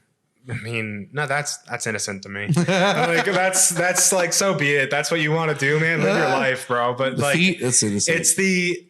Whereas I feel like you can make genuinely like I don't want to hate, right? Because in everyone else's mind, he's a masterclass, and I respect that. But I just have a different taste. And it's just like, whereas he makes artistic decisions that everyone fucking praises, I look at those and I go, bleh. Like, but yeah, I get what you mean because I did it in this film because like it's harder and more difficult to edit, so I wanted to do it in that way. I get what you're saying. It doesn't matter if I do it because it's fun. Tarantino has a very particular style that you, in the same way as like a Wes Anderson movie, it's like he has a very particular style that when you see one of his movies, you know it's one of his movies. I know exactly. And I can call it's it right because away. of how he some tastefully people praise it and some people I love Pulp Fiction. I love the newer Hollywood movie that Once Upon a Time in Hollywood. That was a great movie. Like, I was about to say, I still like Tarantino. I can definitely see the older ones maybe not being the style, but I feel like his recent output between Once Upon a Time in Hollywood and Glorious Bastards. Fuck you. Hateful Eight was okay. It's my least fucking. Really? I hated that movie. That shit was dope. That movie. You want to know what? Very dude, slow. I've never been more mad. I've never been more mad in a movie theater. Because I'll tell you this right now. I remember dude, this. Hateful Eight made me so fucking angry. There's one scene in particular which I hold on to, and I don't know. Like I've never seen anyone discuss this, so who knows? Maybe I was just fucking like. Just so mad that I was looking at things to hate. But like this guy is like walking out. Yeah, for real. This guy's like walking out in night, like during the fucking storm. And you can clearly see a set light, like an artificial set light behind like the snow, like backlighting him. It's like, oh, where's the fucking set light coming from, Tarantino or something? I'd have to see because that's honestly, if you go back, there probably is no set light. I'm probably just mad. But like, dude, well, it's kind of like the scene in Pulp Fiction where he opens the case and there's just like it's literally an incandescent light bulb in the case that's just like emitting this yellow glow. But you open the case and it's just and you're left to like, whoa, what is that? Yeah. But it's just a light bulb. But that's the like slight corniness that he does in his movies. Yeah, that's the camp. That's the campiness. It's tasteful camp. His tasteful leaning into cinema campiness. All right. I'll give everyone 5 seconds to fast forward 20 seconds if you don't care to have Hateful Eight spoiled for you. All right, I'm Timestamp. going to Who spoil cares? Hateful Eight now. So listen, the whole movie is a fucking whodunit. Yes. To where, if you want to watch a movie and have fun, I like to piece the parts together. stupidest- How the fuck am I going to stupidest piece together whodunit the in the- parts that the there's some character stupidest. you never introduced hiding underneath the floorboards? Haha, gotcha, idiot. I felt like I wasted my whole time on that movie That trying was- to figure out who fucking did it. That and is- just Channing Tatum, Magic Mike, just hiding underneath the floorboard. Fuck remember you. That is Fuck the most you. valid point because it to kill him literally immediately. it is effectively haha I just wasted your fucking time. Yes, I was so I don't think I've ever watched a movie in more detective mode than I was on Hateful Eight. Really? I was so sincerely trying to figure it out. Were you taking notes and shit? Dude, in my head, I was like hooked. Because like Pausing and rewinding. dude, I was working at the movie theater at that time, and Okay. movies were my life. And I was just like really enjoying going to like everything that came out. And I was just like, Tarantino is a masterclass. Everyone says it. Everyone knows it. People have I'm changed gonna everything for him. I'm gonna take notes for like, who knows? Maybe I want to write my own story one day. I'm gonna see how he does this, like who done it, right? Because who done it's can be stale, and they're always obvious. That is not the one to learn from. Oh my god! That is the one to learn from because they're the one that did it different. Dude, I hated it. I hated it so much. I was so like, I genuinely felt anger. I was like, what a fucking stupid movie. Literally, the people I was with were like, what the fuck? I'm like, fuck this film. Literally me when I was ushering at the theater at the time that you were managing there, and I was like for the Star Wars, the first one or whichever one came out. Force Awakens. I don't know. It was Is Force it the Force Awakens that has For your era, it the was- scene with the purple haired chick that fucking like hyperdrives through the fleet? That's Last Jedi. Yeah, so The Last Jedi. I was there for The Last Jedi. And I remember walking in, and that scene would pop on every time I was scheduled to go in for like an usher, just like a walk around. And so I would always walk into that scene and the scene where they're getting chased through the casino. And those are the only two scenes of that movie that I've ever actually seen. Speaking of like, And I going in- remember the first time I saw that, I'm like, that is the dumbest thing I've ever. It Which was thing? one of Which the thing? the Just thing warping through the- of warping through and like warp driving through the fleet of starfighters driving. and just destroying. This ain't Star all of Trek, them. homie. Man, shut the fuck up and nerd and just fucking like Fucking destroys dork. all of them because I'm like oh, they all could have done that. they literally anybody could have done. Okay, This okay. negates Here's the whole why- Star Wars. Well, here's Why the not thing. just do that Okay. in your Star Death Star? Wars, Here's you the could- thing. Here's the thing. There's okay. I can explain a lore reason. It doesn't justify it because there is a Oh, no, lore did we reason. trigger a Star Wars fan? There is a lore reason of why they don't do that. But I still agree, and I'll explain. But I still ultimately agree that it's stupid to do it in the movie because people don't. All the information you need should be in the movie. Yeah, and it's not. and it's not. So for there to be an external lore reason to explain it makes it whack. So I don't Disney like is that. like, you want to So- figure out why we did this movie, Sin? No, but subscribe so to Disney Plus. part of the reason bro. that they don't do that in the Star Wars universe is because of the way hyperspace actually works, which is you can't just you can Clearly, you can. but you're not supposed to. There's some space. Since when is Listen, war listen, a game of Space Geneva. I'm No, not no, no, supposed no, to no, do that? no, They it's don't not have a war Geneva thing. conventions It's not a in war the thing. galaxy far, far away. It's not a war thing. It's a travel thing because in Star Wars You bring the mass with you. No, you travel on hyperspace lanes that are like pathways that are designated. So if you were to cause a problem that causes all this debris to be in this pathway, then you're fucking yourself, your enemy, and all the random people that are trying to use this Oh, I hyperspace see. lane It's for like travel. it's like fucking up a highway. Yes, it's like Okay, fucking up a and then- highway. So it's also kind So of that's technically also you why can he do says it. I can do the whatever run in so many parsecs, which is a distance rather than a time. Well, that's because of black holes. because they go over that in the Han Solo Yeah, movie. in Solo. Yeah, where he okay. But makes a lot that's more kind of sense. that's kind of a retcon though, because like I don't think Lucas was thinking about I that will shit say, when he though- wrote that originally. Oh, sorry, are you but willing For to as admit stupid they as put that stupid scene shit on the was, screen? that like I kind of get that, but that's still like who gives a shit about that? And we're literally talking about rebel forces versus an empire. Neither, if anything, the rebel forces should be out there trying to actively fuck up everybody's infrastructure. Right. So it makes sense. Like the fact that that's the first time that they've done something like that is You mean silly to we're me. going to impact production? What trade routes? Well, because it's not unprecedented because the rebels did literally carry out a terrorist attack on the largest space station ever created. But they could have just fucking gone next to it and gone warp drive. Dead ass though.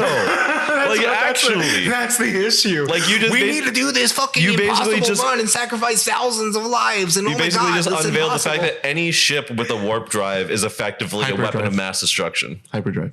Shut the fuck. No, but fucking, it's like I will say though, for but that's as one of dumb those. as it was, it's sort of a mutually assured destruction type of scenario. It's on the same within Star Wars, within that universe. Doing that type of act is kind of different, but similar equivalent to like we launch nukes, you launch nukes. We're both fucked. So we don't do that. We don't fight on that scale because it fucks both of us. Nobody wins. I will say so, though, like going hyperspace into a mass and causing all this debris just fucks everybody. Damn, maybe if they thought about that before their planet got blown up, though. It did. Having the planet blown up caused a bunch of debris because remember in first movie when they show up to where Alderaan is, they think it's an asteroid field. They're like, "What the fuck?" Yeah, they have to immediately pivot. Yeah, right. all that debris is there that wasn't there before. That was you're pretty on the ball with that. Good for you. I will say it looked cool as fuck. Yeah, it does look dope. The scene like on screen in theaters, that was a sight to behold. That's right. They really fucking popped off with that. It was the lore implications that had me like, what? Huh? You know what I mean? Huh. You know how you had to consistently go in during the same scene? That was pretty universal because of how we did our theater checks. Bro. So I'm not going to name names here, but homie A, Usher of the Year, goes in and he's doing his theater checks on 50 Shades of Grey, like one of the sequels. Oh, and no. Dude, it's consistently one of the scenes where it's like they started up the bondage. And he goes, bro, every time I do a theater check, I count how many women shift their like legs. Like they'll like start crossing their legs. He goes, it happens without failure. And so I started doing theater checks and he was absolutely right. And it was one of the funniest things that's ever happened to me in the movie theater is I sat there and I was like, instead of watching the movie, I'm doing my theater check. I'm counting the people. And then you hear the music kick on as he like whips something and like the fucking rope, whatever the fuck comes out on screen. And then you just see all the legs just fold over at once. And I remember just right in front of the whole theater going, I'm trying to stifle the laugh. I squeal and I fucking walk out and I go on the radio. I'm like, yo, you're a real one. That is so funny. That shit was so funny. Bro, imagine having to be the guy to go in to clean those theaters and just seeing the on those leather seats, mind you, these were all luxury. Before that, the little streaks. Before we had the leather seats, there were wet streaks on like a lot of these chairs. It was it was pretty brutal. It was brutal. Yeah. So before we had the leather seats, though, we had. Okay, my favorite Google review ever, because we have to like review these Google reviews with corporate, and there's someone that goes in. It was like right before we renovated. I like to say that this is what caused the renovation. Is it those like old school cushion type seats? And they were like right next to each other. Yeah. And someone said best seats for sloppy head. Just kick up the armrest and go to town. That's amazing. And literally a month later, we started renovating the theater. That shit was wild, bro. That's awesome. Yeah, bro. Dude, there was this one couple. Though. So we're doing theater checks. As we said, we go in, we check. We have to count how many people are in there. We compare it to how many tickets we sold. We know if someone snuck in or not. We know if no one showed up to a movie to cut it off and save the light bulb because the light bulbs cost thousands of dollars. Mm-hmm. And if they only have so many hours that they're warranted for. So it's, you have to monitor that. Yeah. So makes I go sense. In there. 2. Okay. And then I go do my life, my work for another 45 minutes. I go back. 1. Okay. I go to leave. Pops up. I wasn't blowing him, I swear. I just go, okay. 2. 2 to 1 to 2. Okay. Dude, sometimes I miss the theater, bro. Some of that shit was so fun. I was like, okay, bro. Like I didn't ask. Like she was so defensive. And honestly, like I didn't even ask, didn't even crawl up the stairs to like check on them. I just went up, did a head count. In my head, dude. All right, she must be in the bathroom. Oh. I wasn't blowing him, I swear. I bet you it was one of those situations where like they're nervous and trying to get away with it. And so while she's down, he's doing the like look around, like paying attention to who's walking in and out. And he keeps seeing you coming in. So he's bothering her and then she gets stressed out. And dude, this funny thing is that I can't see their faces, right? So it's so dark. I just make out like what their body is. And I see the dude's like body language when she says that. He's just like,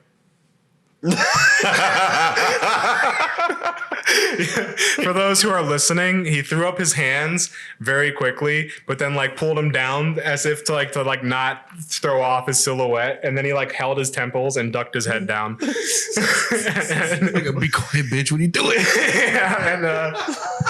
Yeah, I clearly radioed to the ushers to bring some bleach when they go to clean the That's too funny. Yeah, but other than that, we've totally Lord. caught people fucking on the back steps outside as well, and right next to the trash compactor, you filthy fucking Really? disgusting. No bro. shit. How the fuck are you fucking here? Yeah, but That's crazy. I wouldn't even consider that spot. no. Most, I assume most, but maybe that's what makes it so genius. The smell though. Ugh. Yeah. I used to go out there and smoke cigarettes. Like, it would be right outside of one of the projectors in the projector room. You just kick open that door and put a prop, because if you get locked out, you're fucked. But then I would just smoke a cigarette there, and that's kind of like what clued me in. I saw a condom there. I'm like, what the fuck?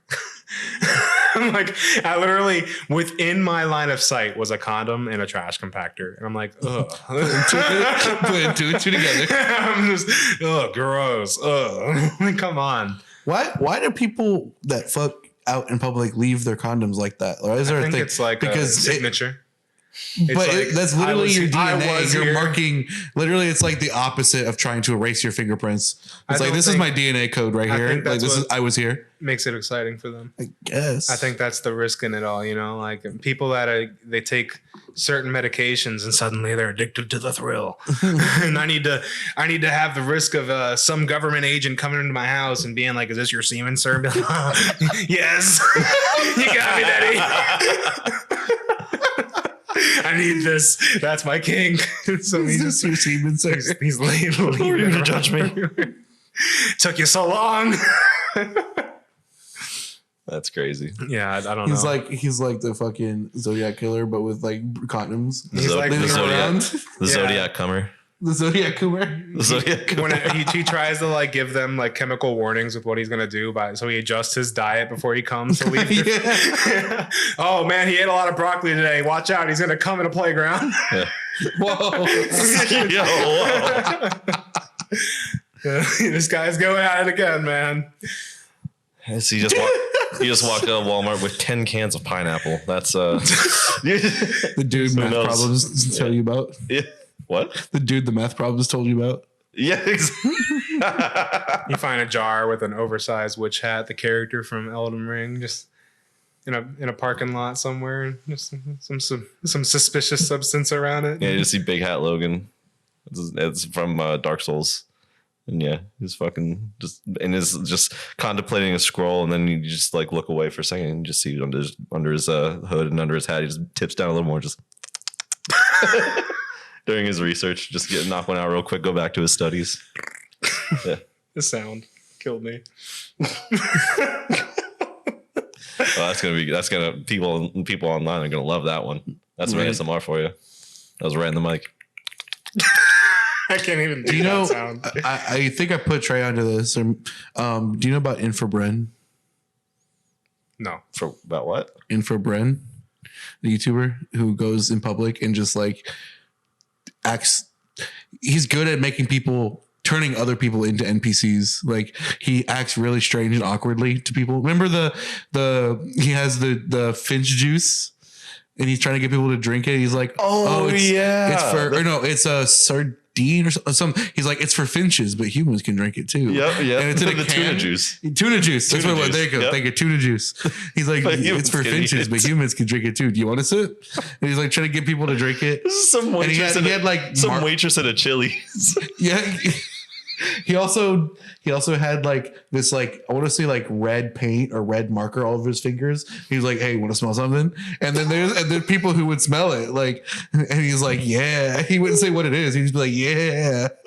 He's just the same guy that does like those crap interviews where it's like different guy. Okay. This guy just does this. Because He wears like sunglasses with a hidden camera on it.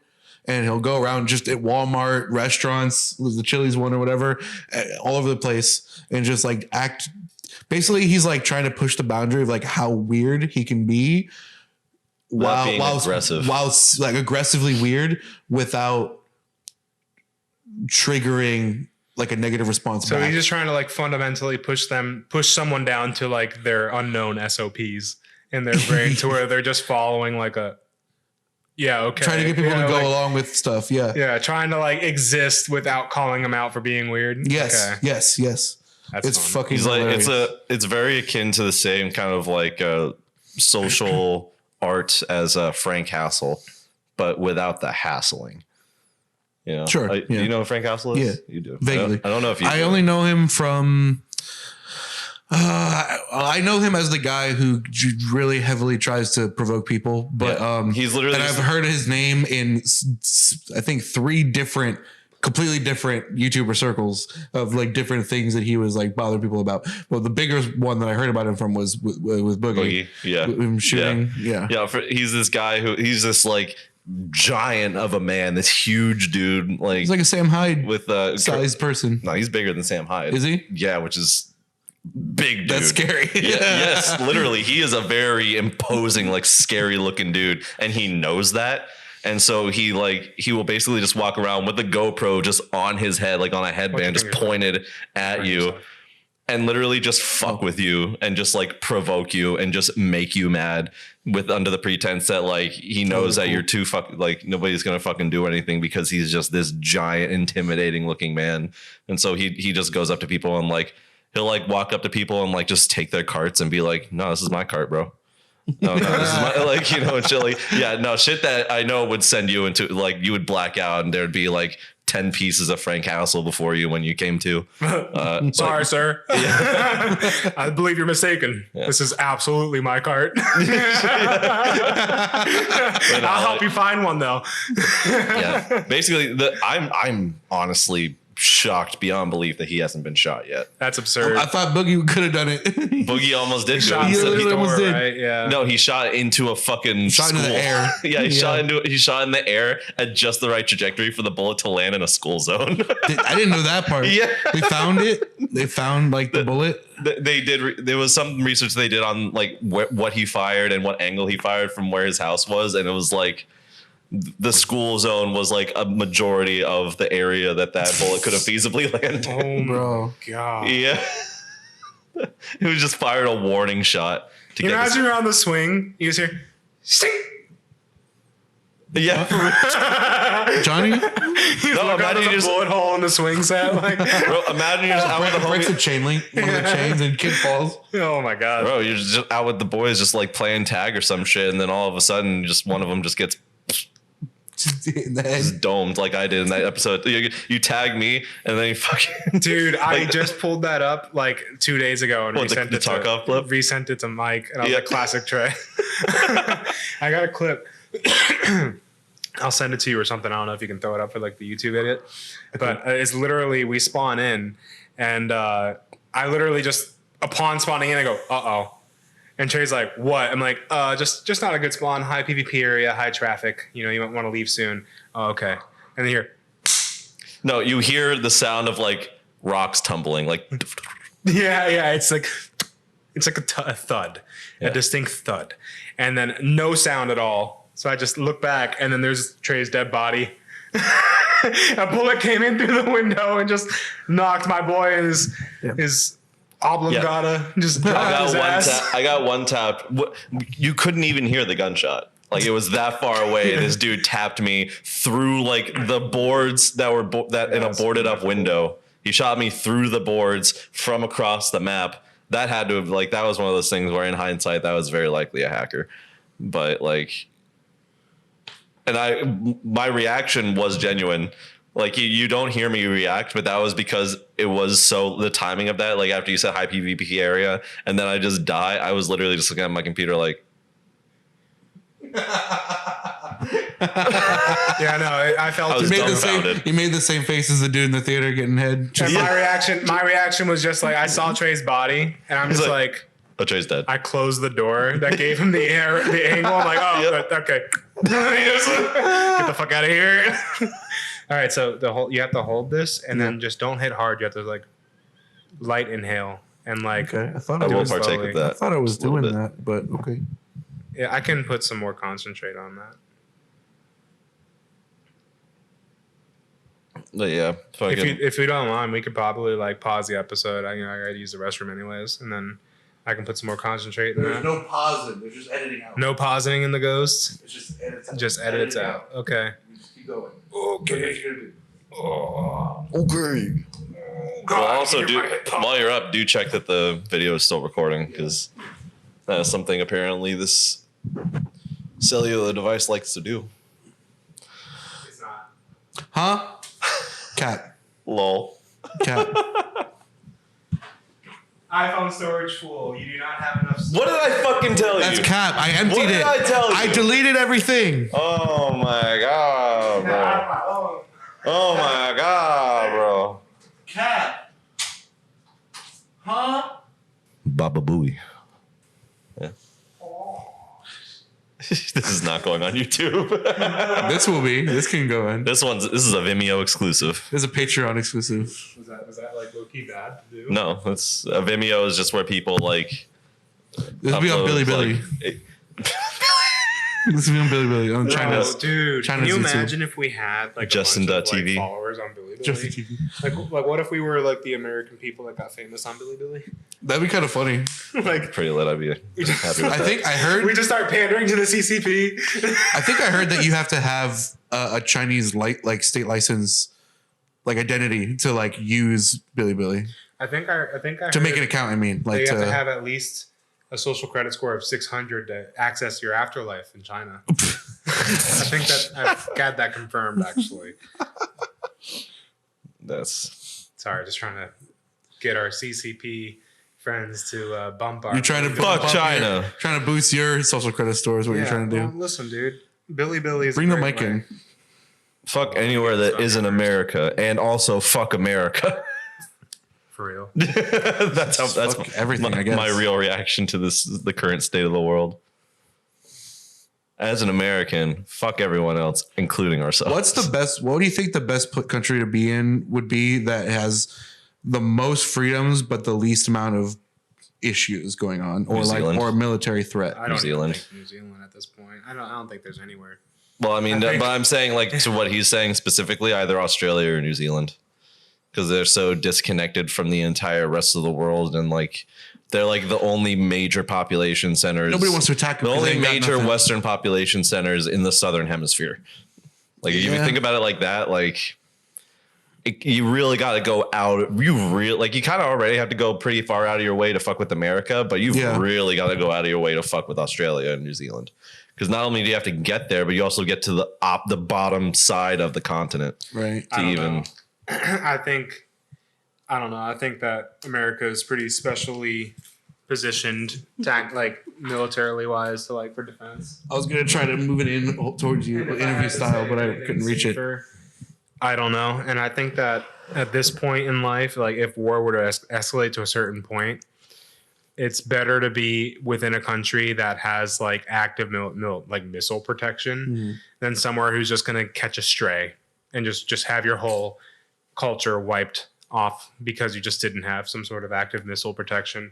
And it's just like, it's with that in mind, I think that you have to put up with a certain level of corruption to get the protection that comes with it, because like where society is heading, it's going to seems like pretty global war-esque, at least that's my view of it. So it's like, the harsh reality is I think your best option is still here, which is just terrifying. But that's just like where I sit with that. If I had all the money in the world though, and I could just go settle anywhere, I would have places everywhere. And I would literally just be consistently moving. I'd be on so that way I'm not married somewhere. to any politics in one spot. And if I needed to move and like adjust my life, I could just cut that whatever poisonous region became bad, just cut that out of my rotation of cycling. I'd have a big enough boat to go just live on the ocean and go into port to get supplies and go back out. I'm trying to move to Sealandia personally. Sealandia? Yeah. And I have my own Starlink for the internet. That's my ultimate goal is to basically start my own Sealandia and like run a pirate radio station out of a fucking like abandoned oil rig or some shit. I'll help you with the station. That sounds dope. Thanks. Look at this dog. I'm gonna need armorers more than anything. Tell you that much. Well, it's not me. Chief. I ain't doing that part. I'll man the comms for you. Fair enough. Speaking of World War III scenarios, Fallout show apparently is really good. I just watched the first episode with Danielle. Yeah, it's been fun. I've had to pause a couple times. For context, I have not watched any of it. I've had to pause a couple times to give her some context to like the show, to the game. I mean, like, kind of does jump in a little bit without like, you know, it is rightfully so. It just jumps into the world. So I'm like, okay, babe, listen, this is a nuclear era, our world, but imagine if nuclear power just got more advanced than what it got. Well, what it was the transistor was never invented. And so micro scaled nuclear power was what ended up taking hold instead. And everything else is too bad. Cool. Mm-hmm. I actually didn't know that. That was like the canon of it. I thought it was just nuclear power was just way like more developed, which it is, but it's just like, I didn't know the reasoning why. Mm-hmm. That makes a lot of sense then. I got one good hit and then it wouldn't do it again.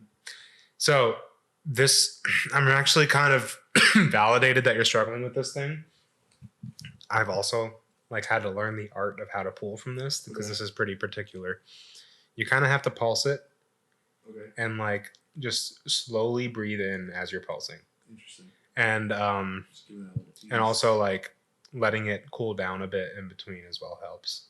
And then seems like a fickle woman. Yeah, no, it has like a soft point to where it like produces vapor, and then immediately just liquefies. And it's just like, you don't want to hit the liquefy, so you have to just pulse it to keep it producing vapor. I want to hit the liquefy. Yeah. I'm trying to hit the liquefy on my brain, bro. That was pretty good. Here, Trey, you try it. Yeah. I used the force right there. You see that, Trey? That's hot as fuck. Yeah. Yeah, don't also, that thing looks like a lightsaber. It looks like the Darth Vader of vapes. What I'm going to do is I'm just going to edit a black bar that like tracks it everywhere we hand it. So it's like censored, but like. Can you just make it a purple dick instead? Yeah. just make it a little purple dildo. That'd be funnier. We're just passing around. That might be worse actually, because I don't think I can show that on YouTube. You know I think YouTube has no issue with dicks. You know what I bet it is that I'm not sure. The heating element is probably on the bottom. And so when you're holding it like this, it just like liquefies off the heating element. Yeah, the heating element's kind of like in the middle elevated, which is the hard part. Yeah. Elevated? Yeah, that's not correct. It's a very cheap item. Is this a Temu purchase? No, this was just the smoke shop. What's the cheapest concentrate hitter that you got? And he goes, this is like $15. You want it? Yeah. Well, bro, you gotta get the fucking the nectar collector. I used to have the egg, which was nice until it just broke and stopped working. You know that you a nectar collector before? They're fire. I want to talk about the cheapest. Gunner put me onto that. They're like they're basically a glass tube. It's literally just a glass tube that tapers off to a very like fine point, and you just like butane torch the point, and then just like touch it directly to the concentrate and just inhale through that. It's like a straw, basically. You've mentioned this before. It's like a pipe to a bong.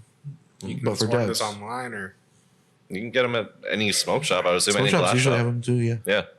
they're cheaper than that. It's just the downside to, in my opinion, is like you don't get like that water and filter aspect. It's like comparing Kabong to a regular pipe. Yeah, it is dry.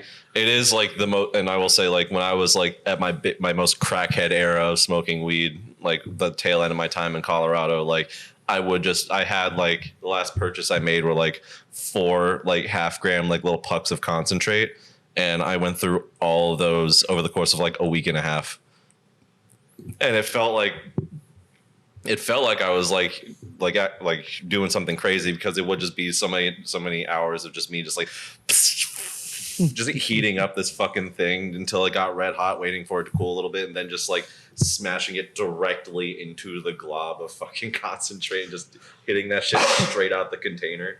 Bro, I was so fucking, that was wild. You know that meme? Fugue state. That meme of, if I win the lottery, won't tell no one, but there'll be signs. My version of that is the sign will be, I'll be buying the dumb shit that smoke shops have on like display they can't sell. The like fucking shotgun bong. No, the plushies like that are like supposedly made by some artists and it's like worth hundreds if not thousands of dollars. Like, some of those type of like, there's like a couple of brands of like stoner plushie things, and apparently really valuable and expensive. I'll be buying those just for the fuck of it. And I'd be buying those like zombies ray gun torches that they got. That's just kind of fire. Those are just cool. Yeah, you should get that regardless of whether you win the lottery. Yeah, you're right. Yeah. Yeah, you're right. I want a ray gun lighter. I don't even smoke anymore. I don't want that just to have it. Yeah, when I stopped smoking cigarettes, I still ended up buying that like little electric lighter that makes a little cross beam just because of how cool it is. I had one of those, except mine didn't cross. It was just a single beam. Mine was like the knockoff of like a nicer company that made them, but it was still cool. It worked. It's sick, right? Yeah. You know what I the saw? cross would have been better though because it has more coverage. More surface area. Yeah. Because you'd have to like take that beam, and even with the cross, I would have to rotate the cigarette a couple. Yeah, times. with the beam, I would go like up and down, like scanning it, like or because for me it'd be joints and stuff. I didn't smoke cigarettes, so good for you. It was just like trying to get it to light and stay lit and be even was kind of difficult, but it worked. And they're like little tasers. Yeah, what I really want is the 1-to-1. I'm fine. The 1-to-1 like scale and weight replica of like a golden Desert Eagle that's just a lighter. And you just pull the trigger and it's like a little at the end of the barrel. Just light your fucking joints with that. I want an airsoft one really bad. Airsoft Eagle. Yeah. But it's just the fact that like you walk up into your fucking dealer's house and he's just got a fucking golden deagle on there. You pick it up and he just picks it up and it's just like just lights his joint with it. That one time he accidentally grabs the gat. Oh shit! The actual he gets one that looks exactly like his real carry gun. Like lights a cigarette anyway, but not how he. But also kills the neighbor. But he also just doesn't miss a beat. Just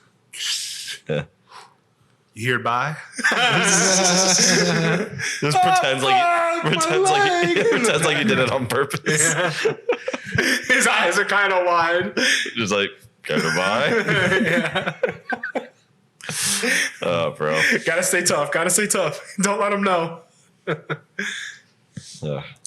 Has Trey ever told you about my story about the hookah boot?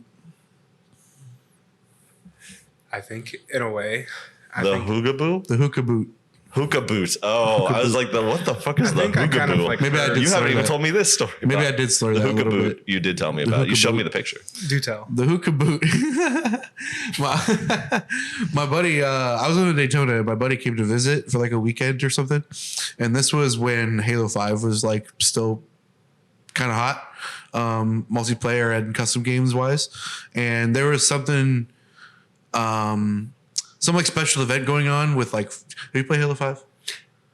I have a little caveat on that, but we'll get to that. We can talk about Halo after. Anyway, so we were trying to grind some shit out in Halo for like 2 days straight. All he did when he was visiting my house was we were smoking weed out of a hookah and like an ounce, basically. We went through in like 3 days. Or like he was there for like 3 days. We went through it in like a day and a half, 2 days. We're just grinding Halo 5 and he brought this little hookah with him. It's like a 2-person and it's like small, like yay big. and we jerry rigged it to put a regular like bowl piece from a bong, and we were just smoking weed through the thing. But the trouble was, the furniture in my room was like, we had this like crappy futon that was like low, and the table was like a folding table, and it was like high. So it was a weird, So you like, used a boot to stabilize it? there's like a height difference. So if we put it on the table and hit the hose, it's light enough that you could tug it and just knock it over.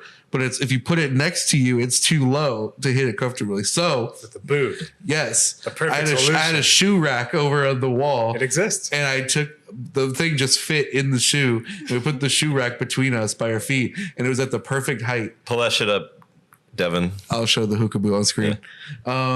Listen, man, sometimes human ingenuity prevails.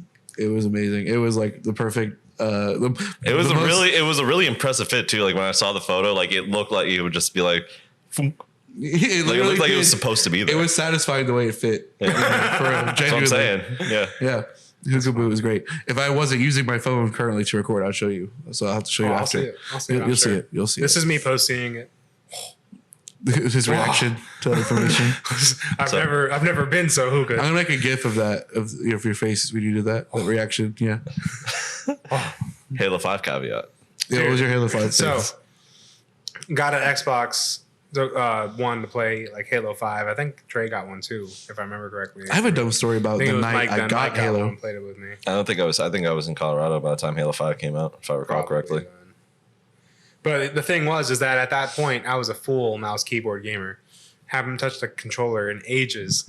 And I got on Halo 5 and I played the SWAT competitive playlist, and I wanted to see like where I'd be placed. And it placed me at like Onyx, like whatever the fuck, like Onyx 100 or whatever. And then when I looked at the rank, it was like best of the best. And I was like, how right is that? I was like, how right is this? I'm like, how many people have played SWAT at this point? Like, I couldn't believe my eyes that I placed like after my place. Fireflies. Thanks. No, that's in my head. No, that's playing in there. Fuck. Now I gotta fight this for the next couple hours. Yep. And no, I could not believe my eyes. That's a mimetic hazard right there. That's meme warfare. You just got psyoped, my guy. Yes, this Genjutsu. Cast a real life spell. Yeah, he literally cast Owl City no Jutsu. What the fuck did I pull my phone to look Bro, up? blessed I don't be know. the ones Don't who play don't get that anything reference. don't play anything because of copyright. No, I'm gonna look up Halo 5 rank Oh, okay, yeah. system. I don't know how it worked either. Okay, so it goes bronze, silver, gold, platinum, diamond, onyx, and champion. Okay. And it put me at like onyx 100 or whatever the fuck it was, Jesus. like right below champion. I'm like, How early on in the game is this? This was like Like Gabe's life. I mean, first 2 weeks or Okay. whatever. So that's why I'm like, but that being said, that's like when everyone was playing it too. Like I got in the games in milliseconds, and I was just like, in my mind, I truly had, I don't know if it's a distortion still, but I'm like, dude, they're just telling everyone they're Onyx because these people I'm playing are fucking brain dead. I'm like, I cannot believe I am shitting on kids like this and they're an Onyx. I'm like, there's no way. I think like, I think at the time that I was really competitive into it, I was more in like the gold to diamond range. I don't know if I got an Onyx or never champion for sure. I literally, But- after getting and I- but Onyx, I I didn't- stopped playing. I didn't really play I was like, I made it. Yeah. ranked Yeah. very much. I didn't play the rank that much. I played a lot of the other regular non-ranked game modes, but also Big team battle. yes, but also what was the third mode? I said it earlier, didn't I? Had to be Griffball. Griffball is legendary. Shout out Rooster Teeth. Rest in peace. Is that wild? That's very wild. I'm very upset. Red versus blue, man. Yeah. That was like Early. That was a major development. That's literally all I know about Rooster Teeth is Red versus Blue. There's so much more. And the fact that they produced or funded Ruby. Yeah. That's it. That's all I know. It's just one of those like quarters of the internet that like there's a lot, but you got to be into it. And if you missed out, it's just like me with Game Grumps. I didn't really get into that. Yeah, and me with Game Grumps and Oni plays both. Like in Game Grumps less so because they just kind of fucking whatever. But with Oni plays, it's like there's so much lore to this group of friends and why they're so fucking funny. Right. Like it's weird. It is like RT has some of that, like kind of like over the years. Like it was kind of one of those things where like they didn't know they were in their golden years until you're past it. So Yeah. like at the time, everything felt so just natural, and you're watching along, and like you're kind of like building the lore. It was just the homies in love with Halo. Yeah. And then when they started their fucking YouTube videos and shit. Well, I'm talking especially post like Red versus Blue, like after as they expanded and made more stuff. A lot of their like Let's Play shit. Yeah, that I never watched them. I was into quite a bit of their live action stuff too, because they made shorts, they made like sketches and stuff, and they made they tried to make On the Spot was really funny to me on their main website, which was an improv game show. It was good. They made other series other than Rooster, Red versus Blue. Yeah, they made this one series on Fear. Oh, and I was so hoping that the series would kick off because it was so fun to watch. But it was just like about Fear. Yeah, it was on Fear. Oh, that's a network. The video game Fear. The game. Okay. Yeah. When you said on Fear, I was like, "What are you talking about?" The only video game to give me a sense of like actual genuine terror as well that I've played. I haven't got out of my way to play a lot of horror games, to be fair, but I remember being a kid playing Fear 3 specifically, and there was a scene where I don't know. I can't imagine that the game was tasteful enough to have done this on purpose, but I swear to God, I saw some kind of like, I turn around and like to like just look over my shoulder or something, not because I heard anything, and I see like a little apparition, like it had to have been the millisecond it disappeared, but it was there. I saw it there. Like it was like on top of, it was the end of a hallway, and it was like up a little thing of stairs, and it was on like a little platform, like going, I remember the scene very distinctly, but it's like, it was there for such a short period of time that like the image of what it was in my head, but my brain didn't even register that I saw it. It was something like that. And it was the little girl character that follows you around, and that shit fucking, my heart like dropped into my nutsack. Her name's Alma. Alma, yeah, and Alma nuts got cramped by my heart, fucking, but sinking down into my nutsack, and I turned the game off and I returned that disc to the Hollywood Video from whence I rented it. You never finished it? You just like, fuck this. Dude, when I was a little that shit spooked the shit out of me. When I was a wee lad, when I was a little child, and I had conversations with mom when we would be in Publix, and I'd go over to the magazine section and be like, Mommy, can I get the Xbox magazine to get the demo CD so I can play it in my Xbox and try out all the new games? And I'd convince her to finally fork demo out. CDs, bro. Right? That's where I got my first name from. Demo Kill was because I would just be in love with demo CDs. That's all I cared about. Oh, yeah, FK Demo Kill. I knew I was missing one.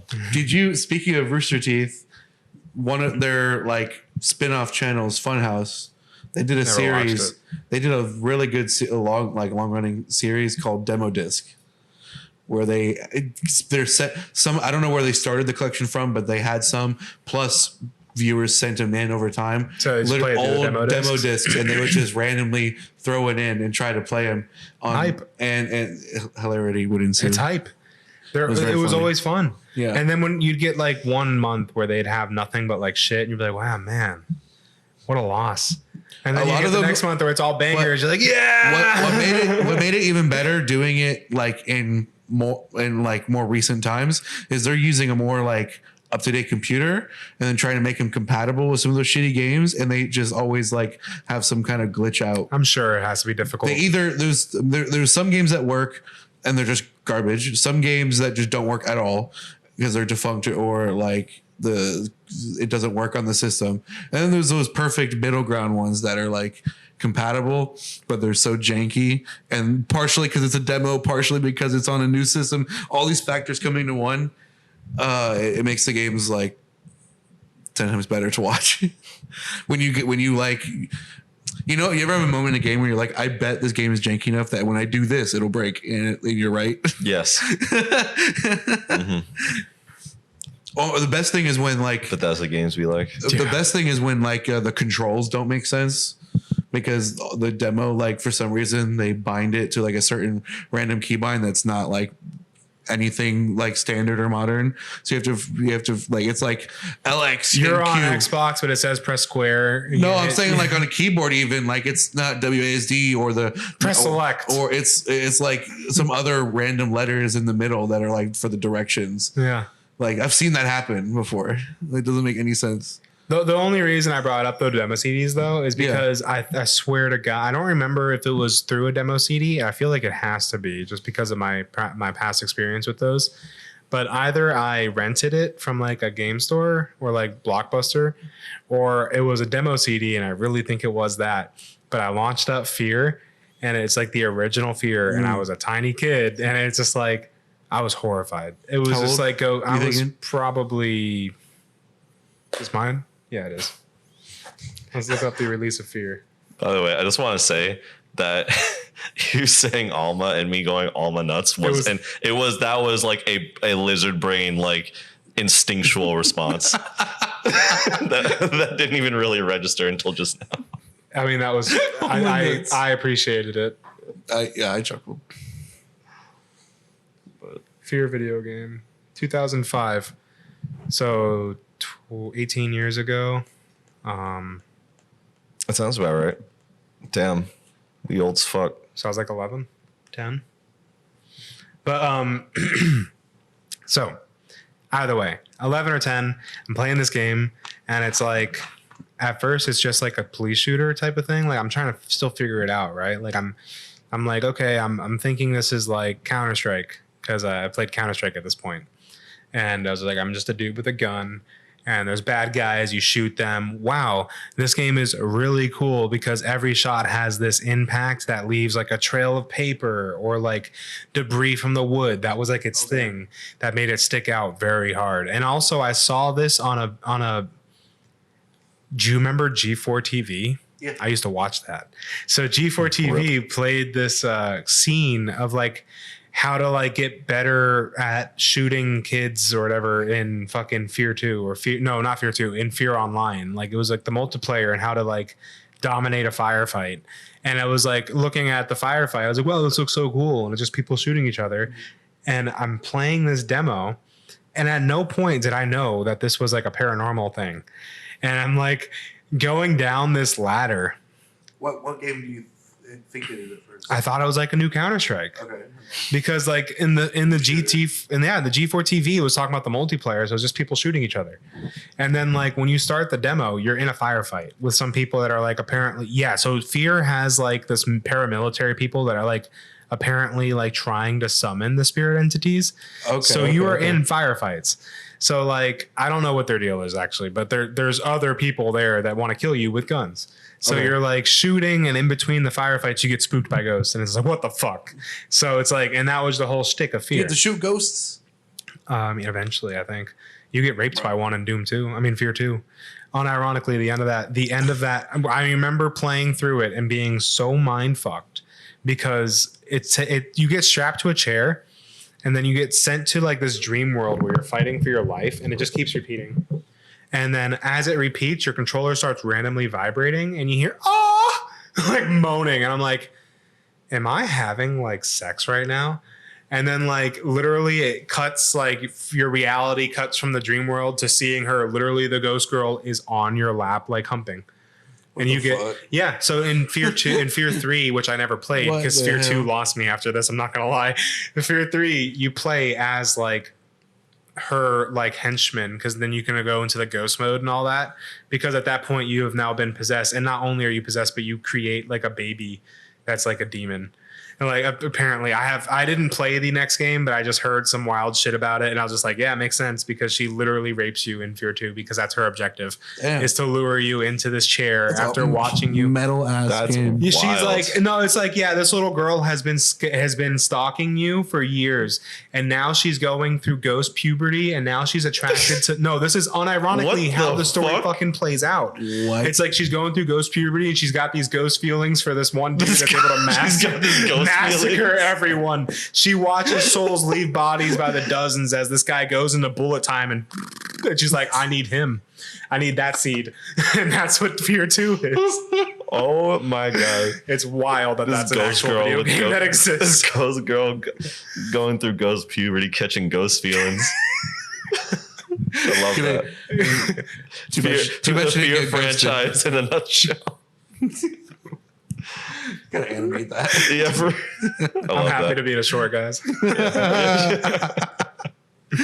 Bro, I've always like, I feel like I've seen trailers and I've definitely seen the logo for Fear. Like I've heard about it, but I did not know any of that shit. What the fuck? No one ever fucking does. I feel like I'm like one of the only people. Fear was kind of slept on. There was a no. lot of games from around that time that I feel like were really fucking awesome and good that have just been lost to time.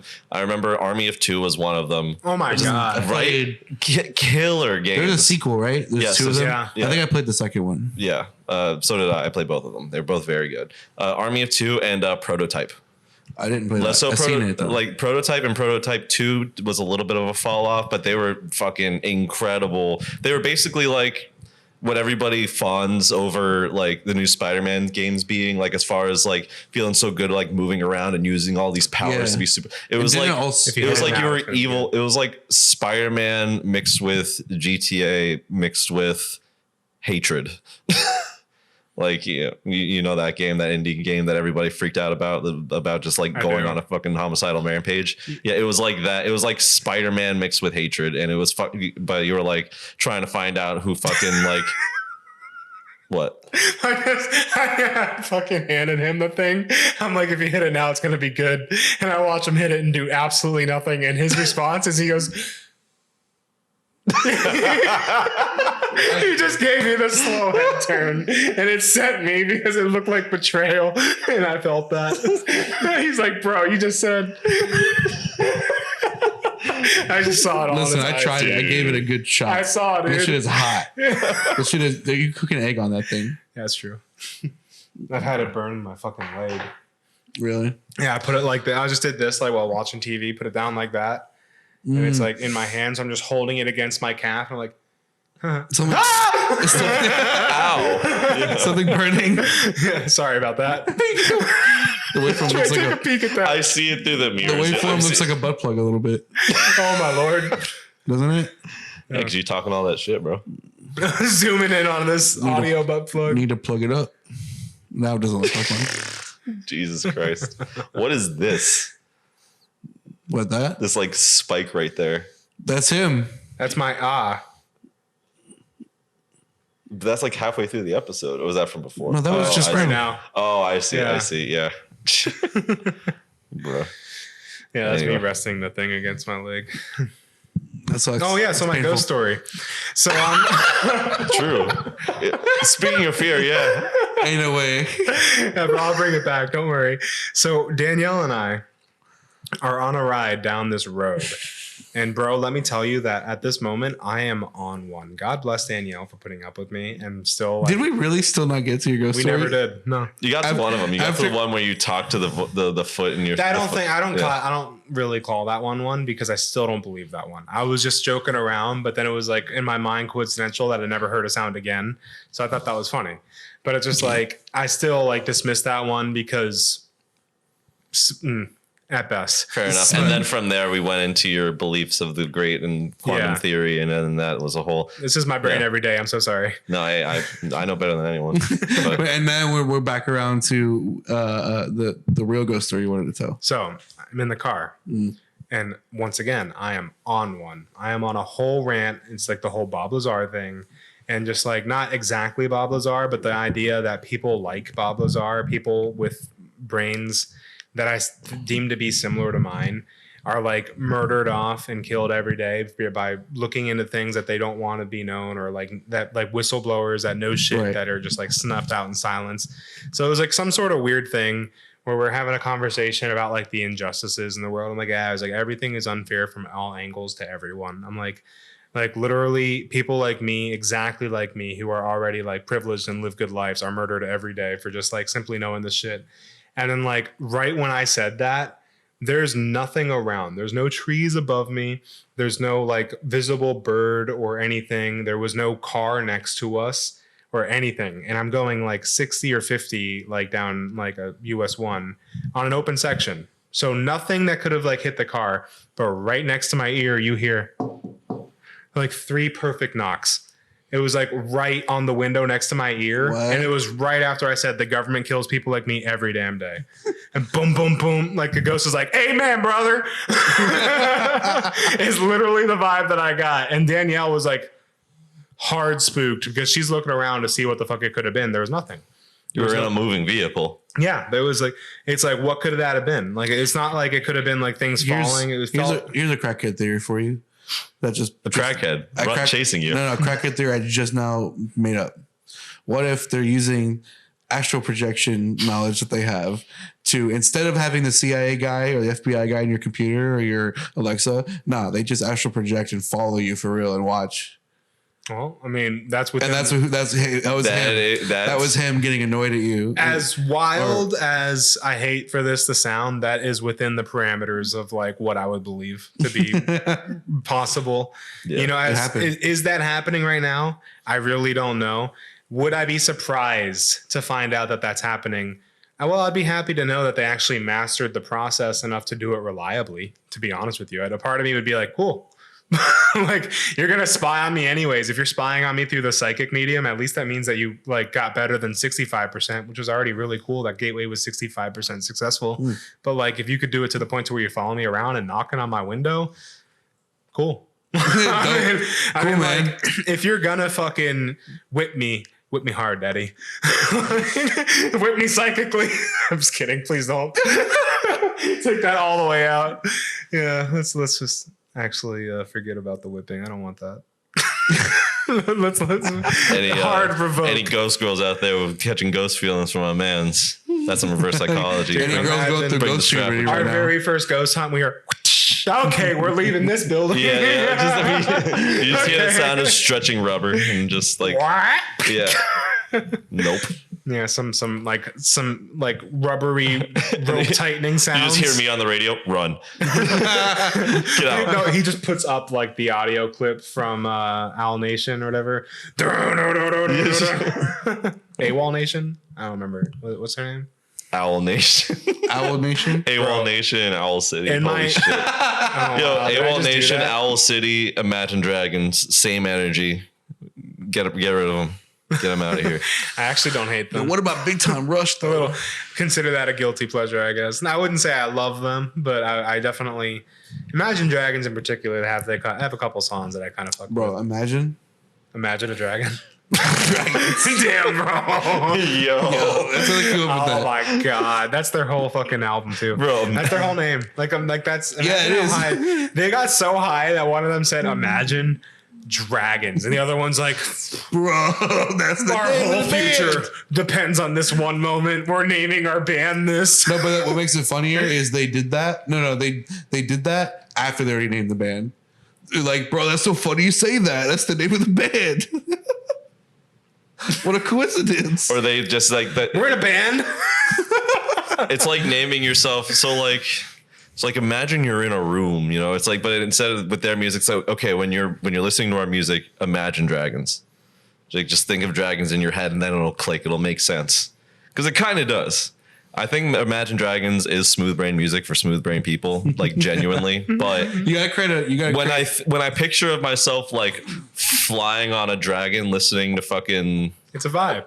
you know, to If you're putting thunder, yourself you in the know. whimsical mindset and True, you listen yeah. to the whimsical brain mindset type of Trey, you Well, need you know, to make, you do. It is imperative upon every wizard to maintain a certain air of whimsy, which is Dude, how I'm able to comprehend I'm just this. saying the fellow homie that had at the Kava bar that was like super cool. I mean, that one dude who just like rode his Harley off into the moonlight. And Joel, yeah, Yeah. Joel. Yeah, dude. He unironically sent me like, listen, how is Joel going to be tight with me talking about like anything? Because I don't know this guy, so I don't know him either. He's tight. This guy's real, cool. real quick before we move on, you should just wrap up what you're saying about smooth brain music. You need to make a playlist, like a public playlist on Spotify. Just Smooth Brain music. Dude. Oh, I got you. compilation. Yo, I still got our You collab need to do playlist, my friend. I'll just have to. It'll just be a 1-to-1. Just kidding. Fair enough. It's okay. This is Joel individual.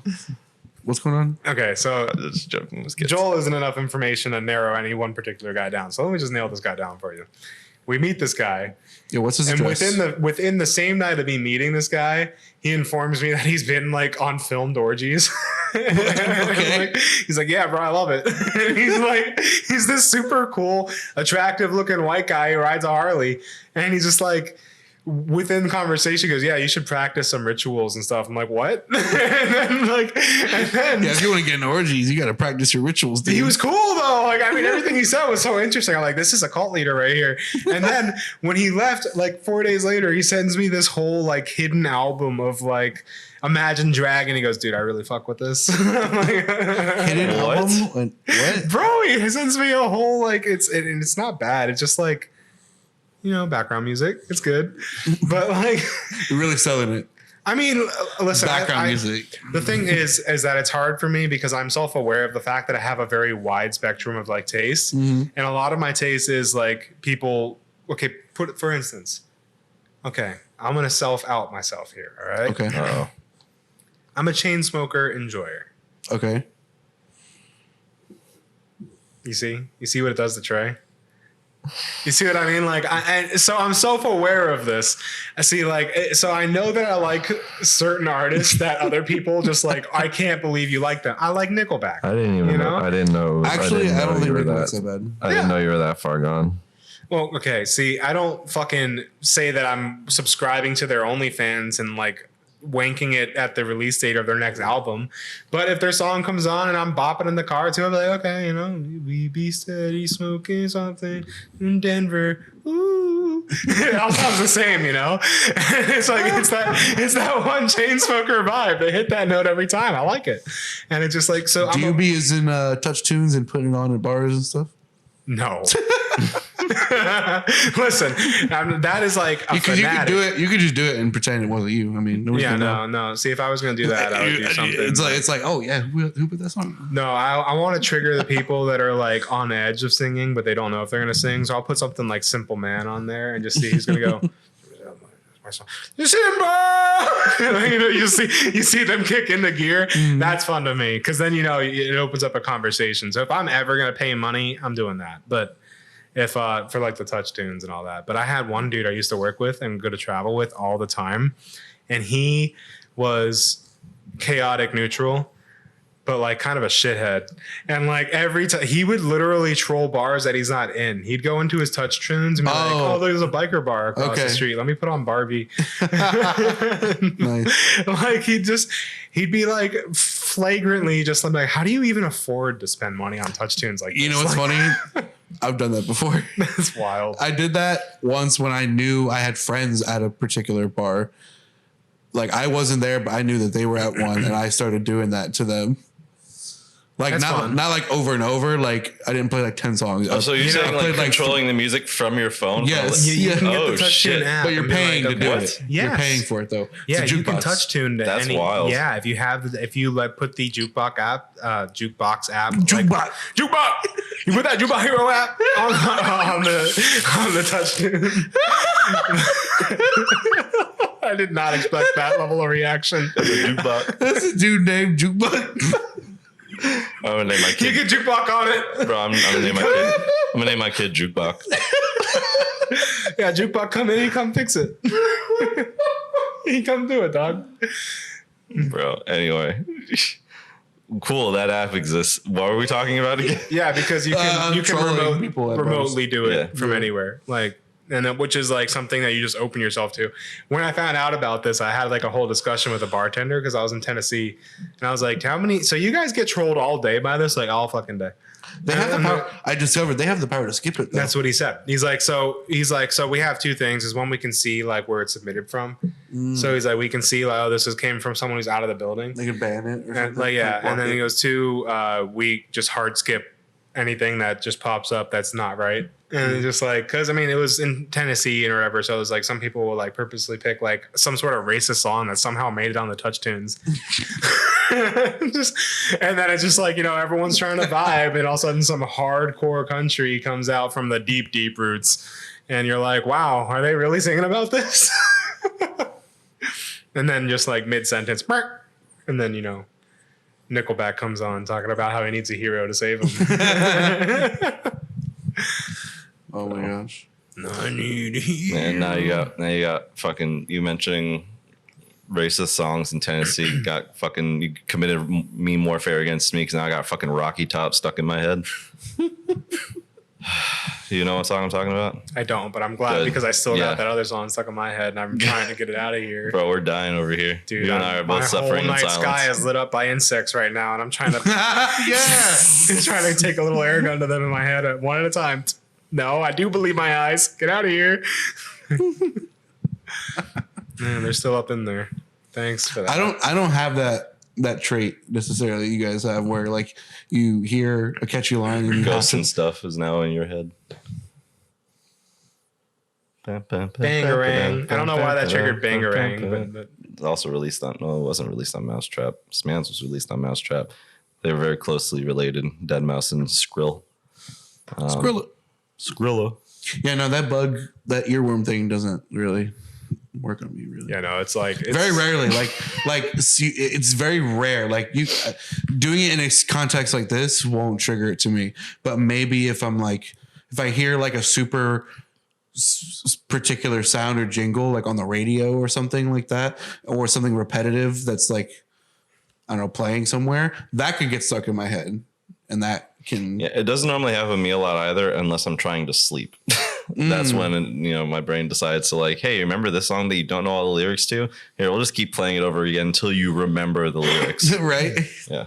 You're like archaeologically digging up the lyrics from your memory. Like, Yeah. you're just like, I'm doing my best to. There's a band called Treaty Oak Revival. They got a song that was in my head literally for an entire workday. I listened to it before I went into work, and the entire workday in my head, I'd be repeating the lyrics and like almost like to the point to where I almost like saying it out loud. I'm like, it's so in my fucking head. And I'd try to play other songs, and as soon as I stopped playing the songs, it'd be back. And it's just like, yeah, that earworm runs deep. It runs deep, deep. it's a weird like science to making that too, like psychological warfare to making earworms, making things that are as ultra catchy and repeatable as possible. What it boils down to, like with anything like mimetic like that, it's just basically a matter of like repetition and context.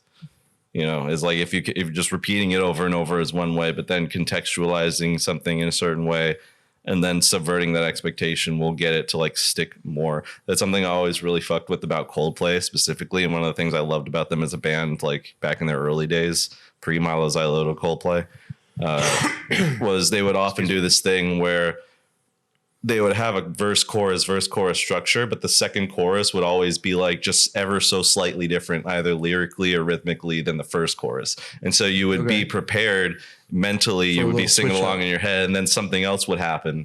And that made, for some reason, that just made it stick in my head more, because then it was like my brain kind of had alternatives to go to, and it kind of stuck in my head like a little further, because like it was either one or the other, and it made it like just that much more enjoyable. But there's plenty of other examples like that, out there that I could come to eventually, but not right now because my brain, that shit hit me like a truck. I'm not gonna lie to you. What? That pen. Oh, Wait, I'm what? over here thinking about how the Damn. opposite of Coldplay is hot work, and hot work sounds like a titty bar or something. You get it. Or like Trey, a 'cause brothel. It's cold and then hot and then play and work. Yeah, It's exactly. polar Yeah, opposites. he gets it. Yeah, you know what he This did dude, there is he he- actually took the joke, he put it into an editing software, and he hit the invert button, and then Yeah. it spit out that, and he's like, ah. Yeah, and then I took that, and my reaction was me taking that joke and hitting delete. And hitting hard silence, which is why I felt the need to replay it. Thanks. Got you, bro. We're gonna make it stick. Yeah, we explaining jokes these days. Yeah, man, dude. Listen, I can't wait to hunt ghosts with you. That's cool. Yeah, we need to find a location, and I'm Deviltry. So here's he puts the camera, the microphone on it, like he tries to capture it. But so I'm thinking about a reoccurring, maybe once every 3 months or so. We get out and have an endeavor. And then like, depending on the success of it, of course, if we find that if we have more time to do this, because honestly, what's another good location to do? that's another thing. I have no fucking We got to clue. research. I know there's the two that come to my mind always are obviously DoubleTree, because everybody knows DoubleTree, but that's kind of boring. The other one that's interesting is the I-4 Dead Zone. That's not like, that's on the highway. See, but here's the other thing, You know though, what that right? is? I don't. But here's the other thing. I'm also a man who still works in a corporate world, and I don't want to like lose my job by getting like arrested for being in a building at like 5 a.m. This is just a patch of highway. So it's like we need to like make sure whatever we're doing, we're like covering our ass, because we're just trying to vibe with ghosts, not police. You The know? I-4 Dead Zone is basically a patch of the highway of that road that was allegedly, I don't know if the story is true or not, but this is what people, this is the mythos, is like apparently there was like a 1800s ass like family that was like killed by somebody or whatever, and their grave was there, and then they paved over that shit to do the road, and like some spirits are still there. And the dead zone, the thing about the dead zone is people have problems with internet and GPS and stuff there through and that. how long is it? I don't remember. So here's what we could That's do. something to Right? look We up. get I can look it Trey. up. We get Trey to be like a mile or two behind us. Yeah. We got our walkie-talkie. So Trey's in the non-dead zone, and we're in the dead zone. But Sure. we have a connection. Like there's a hard border. There's Yeah. like Yeah, and then we're just like, For you. yeah, and that's when we just hard gas. Just get- and start just doing donuts, and eventually figure out a direction. Yeah, that way. But no, I am dead ass like so psyched. I don't know what's got me on this kick. I think it was my whole ghost like, hunting. yeah, like I started with just quantum physics and just going down that rabbit hole of like learning. And then I was just like, okay, I kind of want to break from this. Let me just fuck around with some of this weird shit. And the weird shit was so fun. And then I'm like, some of this shit does have like footholds within my current beliefs to where it's like, it could be fathomable. It could be something real. And it's just like, if it is real, I would want to treat him with nothing. Israel? Yeah, if it's Israel, I would want to treat Israel with nothing but love and respect. So instead of being Israel Hunter, we'll be Israel Viber, Israel vibrators. Bro, you broke this man's head. You like injected the word Israel into where ghost used to be. No, I just stuck with it. I know, that's what I'm saying. You like It didn't break nothing. It was a choice. I just whatever. It's Israel now. But that little glitch to Israel vibrators was really funny. That was the cherry on top. for me. Israeli vibration. Yeah. What is this episode anymore? Can you name it Israeli vibration? Just kidding. Could. No, there's too much going on. That would trigger some. That would definitely get up there with like the recent news and headlines. Yeah, and let's stuff. avoid that. Let's avoid the whole war stuff. There's too much going on. I've been watching a lot of that stuff too. And I've been trying not to. what's crazy for me is what got me into all that in general was the fact that like it started with my FPV. So it was like my FPV channels, and then it just literally just like FPV drone footage. Watch as I fly literally into a gap in a tank and blow up a whole unit. And it's like, oh shit. It's Whoa. like, and then you see like how one of my favorite hobbies that I like to do is how suddenly like a huge military skill. That's just like one of the biggest fears. Yeah. well, of the it's been a now huge is- military skill before it even picked up as a hobby. Truth be Well, told. I mean, now FPV, literally okay. to the T FPV, not like military drone, like completely different from like flying flips and stuff. Yeah. Like, no, they are building the same drones that I build and just taking a Hellfire missile out of a fucking helicopter and just strapping that shit to the bottom of the drone, arming it, they launch it, and then when they identify their target, they just ram it, and they're ramming a Hellfire missile on that target. And so it's literally just the same exact drone. So it's like my drone flying right now. Bro, if that happened in Looney Tunes, you think they're like that? You think You that wouldn't was believe Pull up cheating. that clip, Devin, what? of drone fire FPV A drone. Looney Tunes version? You're gonna if you actually pull up that clip, you're gonna see a bunch. I mean, I hope No, you're I'm thinking like I mean, this is how going on ridiculous YouTube warfare anyway, it can be sometimes. Because like I would be like, if I was the one getting killed by those Hellfire missiles strapped to drones, I'd be like, that's cheating, bro. Come on. It's both sides now. I'd be So like, it started. hacks. Ukraine started Oh doing god, it. that's hacks, Yo. bro. Yeah, Ukraine started doing it. They then both sides started doing it with DJI drones, which are straight from China. Then China's like, okay, well, we're just going to stop selling the DJI drones to both Russia and Ukraine because these are meant to be consumer drones for like But not this. Yes. But so they do two different types. Both versions of flying drones are used in the warfare right now. So DJI camera drones, the ones that are like you can fly, pivot, and hover and auto level, they literally strap mortar tubes under them and they program it to where when they hit the switch, it triggers the mortar tube. So they hover above their target and thunk, just drop a VOG grenade directly on the enemy. And they just like have like 3 to 6 depending on the drone, or 1 depending if it's like a mini. But like they'll just drop VOGs on enemies and like wow. And they in 4K record as the enemy sits there, holds it, and blows up, or like record as like they kick it out, and then they drop another one, they kick it out, and they drop a third one, and you didn't kick that one. And it's Jesus. like, yeah, the footage is pretty crazy. And then you have the opposite. You'll have the footage of the camera drone spotting for an FPV drone to go in and blow up a fucking tank. And it's just like it's nuts. It's a whole different. It's like cyberpunk level of warfare. It's like, dude, these kids were just FPV. Like it's literally Black Ops 2, bro. Dude, they interview some of the pilots. And they're just like bros. They're like, It's just like they're Black just Ops. like, it's like a Ukrainian It's a kill streak, bro. Come on.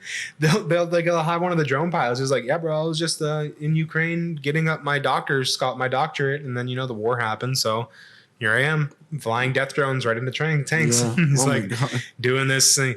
They come in the dozens. I fly 40, 50 drones a day. If you think about it, it's kind of worth it for the resume that you got after the war is over. If you live through it, like adding that to your resume of like, yeah, I was this, I was that. I was going to school to get a doctorate. Then I was a fucking death drone pilot. It's also worth Then it the war on, ended. like- Then I became an accountant. It's also like warranted on your undocumented social credit score that they're definitely keeping track of. Like now they know I'm a drone pilot.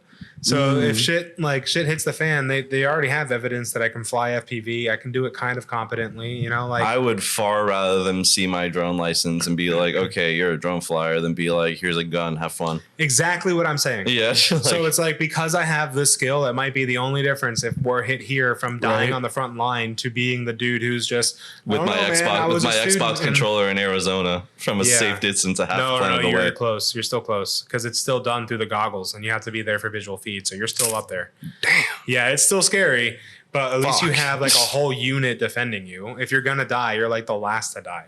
And it's like, well, I don't know that statistically. I don't know, but they seem We'll take it as fact. Yeah, they seem relatively safer than the people. Hard facts. Yeah, That's what you get on this show. I think they're safer than the people who are in the trenches, is what I'm trying to say, because they're doing trench warfare, which is fucking mind blowing to see trench warfare in 2024.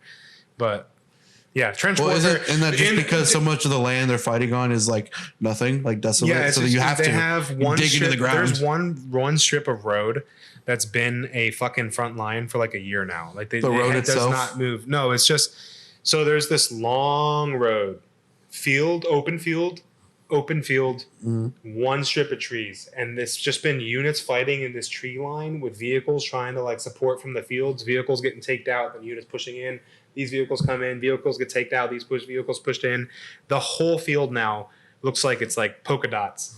It's all just been bombed to hell from like it's been the front line for like solid stationary front line for over a year. Damn. It's like, I hate to say this because it's so dumb to see war and think about video games. But like when I was looking at some of the Gaza footage too, because I'm watching Israel raid Gaza, I'm not going into that either because there's so much between both sides on that, and people are very opinionated on that. So not going to turn it. Just facts is this is happening and I'm watching it. So when I first played like Call of Duty 4 and Modern Warfare 2 and stuff, and you see the bullet holes in the buildings, Yeah. and you're like, what, were they just fucking bored? Were they just shooting this wall forever? Like, how are there so many bullet holes? In my little brain playing it didn't make sense, right? Because when you play the video game yourself, you never shoot where the bullet holes are on the walls. You're shooting directly at an enemy that you see face to face, and you're hitting them. But then you see real combat footage, and it's There's shit going everywhere. Yeah, it's nothing like that. There's a lot of misses. They hear bang, and then it's just like, okay, fuck, where are they? We are in our 90 degree. We're at the fucking 260 degree. So the enemies must be within this angle. Everything within this angle, light it up. Shoot that building. Shoot near that wall. I've seen a lot of footage from like, I'm just gonna blanket statement desert areas because I don't know each country each of these videos are from, but it's a common theme where like the soldiers will be kind of relatively out in the open. And then you're doing your jobs or patrolling or whatever the case is, and they get ambushed, and they're acting so nonchalant because they have no idea where it's coming from. It's coming from really far away. They're missing a lot of them. So there's just like, it's not a threat. They're just trying to let us know they're here. Right. Basically, it's like their attitude about it. Yeah. Until they start getting close, then they start. Oh, okay. They're zeroing in. We need to. Yeah. I've seen. They're just like chilling. That's so crazy. But essentially, what I was getting at is that in my little brain as a kid, I really thought that like the war would have been like this one-off little, here's the skirmish, we had this gunfight, now the match is over, we moved on to another area. Okay. So now it's like, oh my God, no, these wars take place over that. Now that same place where you had a firefight where this dude in this apartment where 5 bullets went through the wall here. It's like a matter 30 of hours bullets rather than a matter of days. And now 2 days. days later, someone else gets ambushed in this building and someone fires a rocket into that building. 4 days later, a missile hits this building. 5 days later, there's another skirmish over here and there's gunfights everywhere. There's another fucking day later, a fucking warthog comes by and buzzes this building. It's gradual escalation until one side wins. Yeah, it's just that these front lines sometimes stay so stationary that there's literally like almost a generation of fucking war there. In some cases, literal generations of war that happen in the same geographic area. And it's just like, damn, after so much time, it's really easy to see where all those bullet holes come from. Because if you look at some of that Ukraine and Israel stuff now, like it's rubble everywhere. It's just, you're like, wow, there's everything is hit. It's the like that mock Lego set that I sent you, the box. It's just like the Gaza Strip, and it's just a bunch of like random gray Lego pieces just in a pile. Jesus, it's so bad. Yeah, that'll be the thumbnail.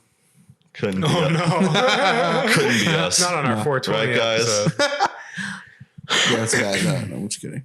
Anyway, but yeah, that's as much in the war as we go get into there. But yeah, all that because I started watching a bunch of FPV videos, and then now my whole feed's filled with war. And I'm like, okay, let's go back to Ghost. We should rig up a drone to shoot airsoft. Yeah, that's like make a gun for it, not just like strap a gun to it. I think even if you record that, just even the idea, if I even remotely agree to this, I think the FAA is going to come kicking down my door. To what? Maybe putting an airsoft gun on a drone. Using it in really. airsoft though, like in actual game, not just because not just like bothering pedestrians. There is precedent for that happening, or for like people doing that. Like I've seen a few different channels do that, and apparently they're not getting harassed by the FAA as far as I know. You know, as long as because it's like you're not actually like putting a fucking weapon on the damn thing, you know, and it's like you're using it in the same context that everybody else are using these same like things. You're just attaching yours to a flying camera. You know what we should really do is we should get some remote detonated like drone, like airsoft grenades, like airsoft C4s. Sure. And we'll strap that to the bottom of my drone and have Trey with the trigger, and like I'll fly the drone in the room, like trigger.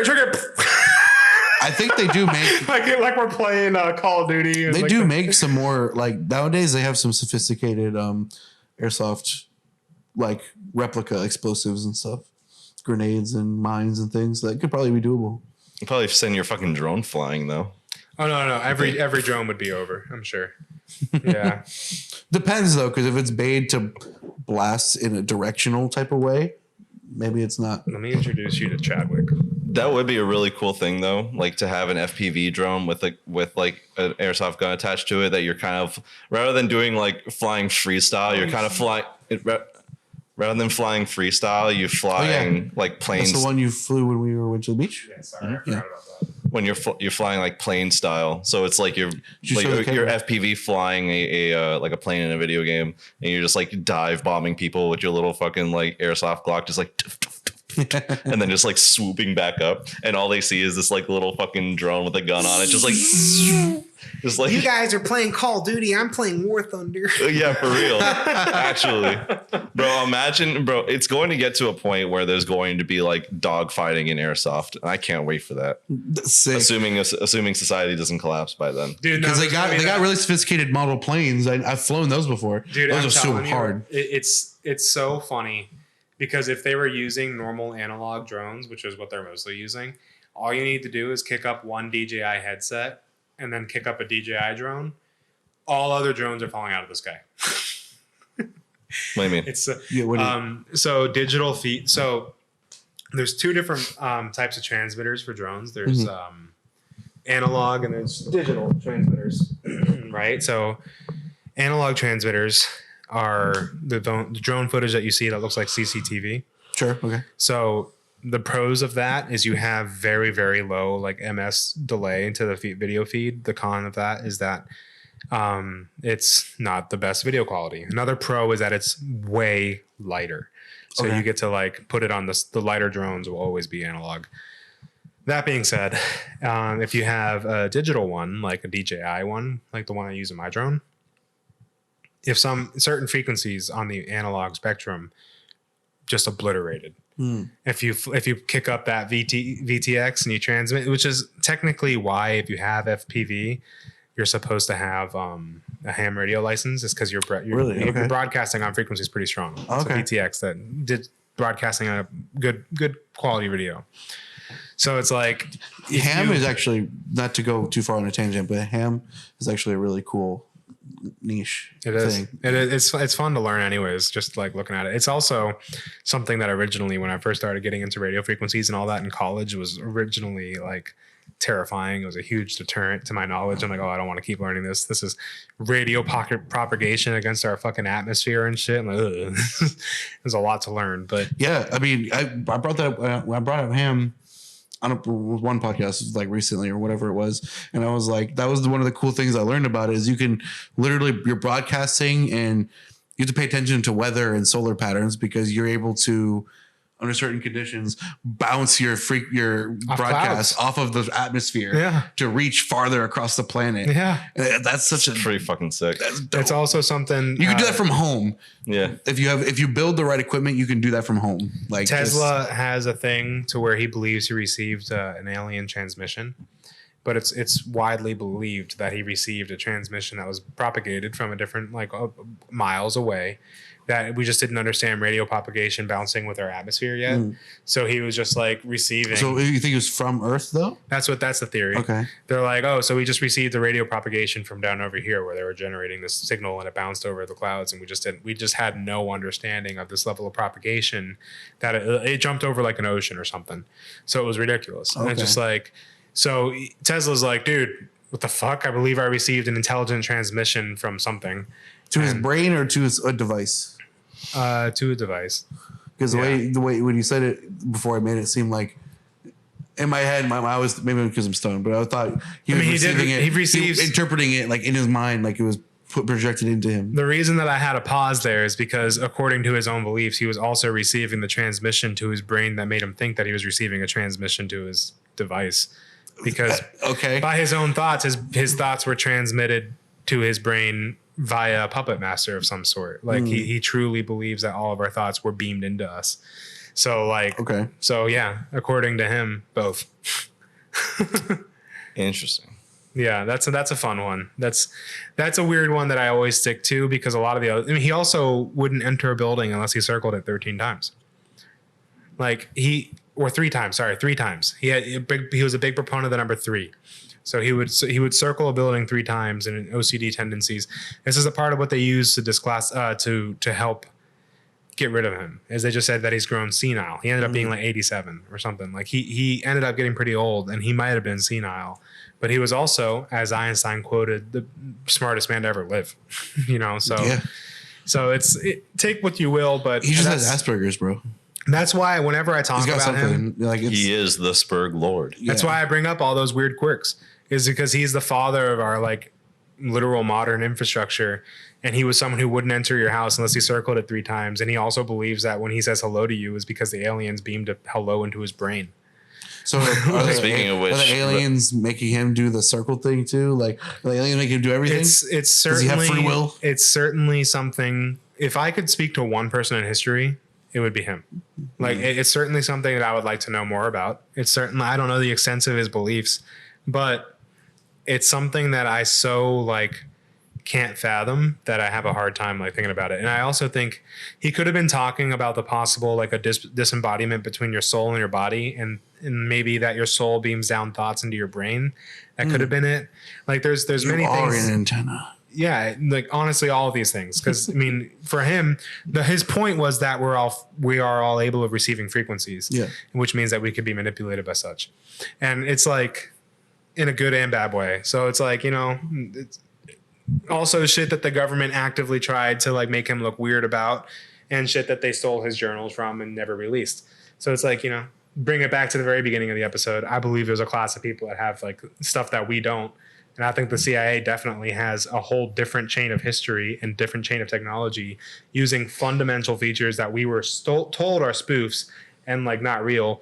But in reality, they're making devices based off of those features and those findings in science, while we think that it's a waste of time. I was just talking to a friend of mine about this the other night, how like I've told you guys this before, but how like my indication that like nothing on the internet should be trusted was back in, I think it was 2016 or 2017, when Adobe gave up their press conference demonstrating like vocal recreation technology that they were working on, and how at 20 minutes of like anybody's like talking, they could recreate a fairly solid like recreation of like what that person sounded like just saying anything. They do it on Joe Rogan. It was kind of artifacty. No, but this was like years ago, like even years before like the Joe Rogan, that shit, because that's AI now that they're using for that. But like this was before AI or consumer available AI.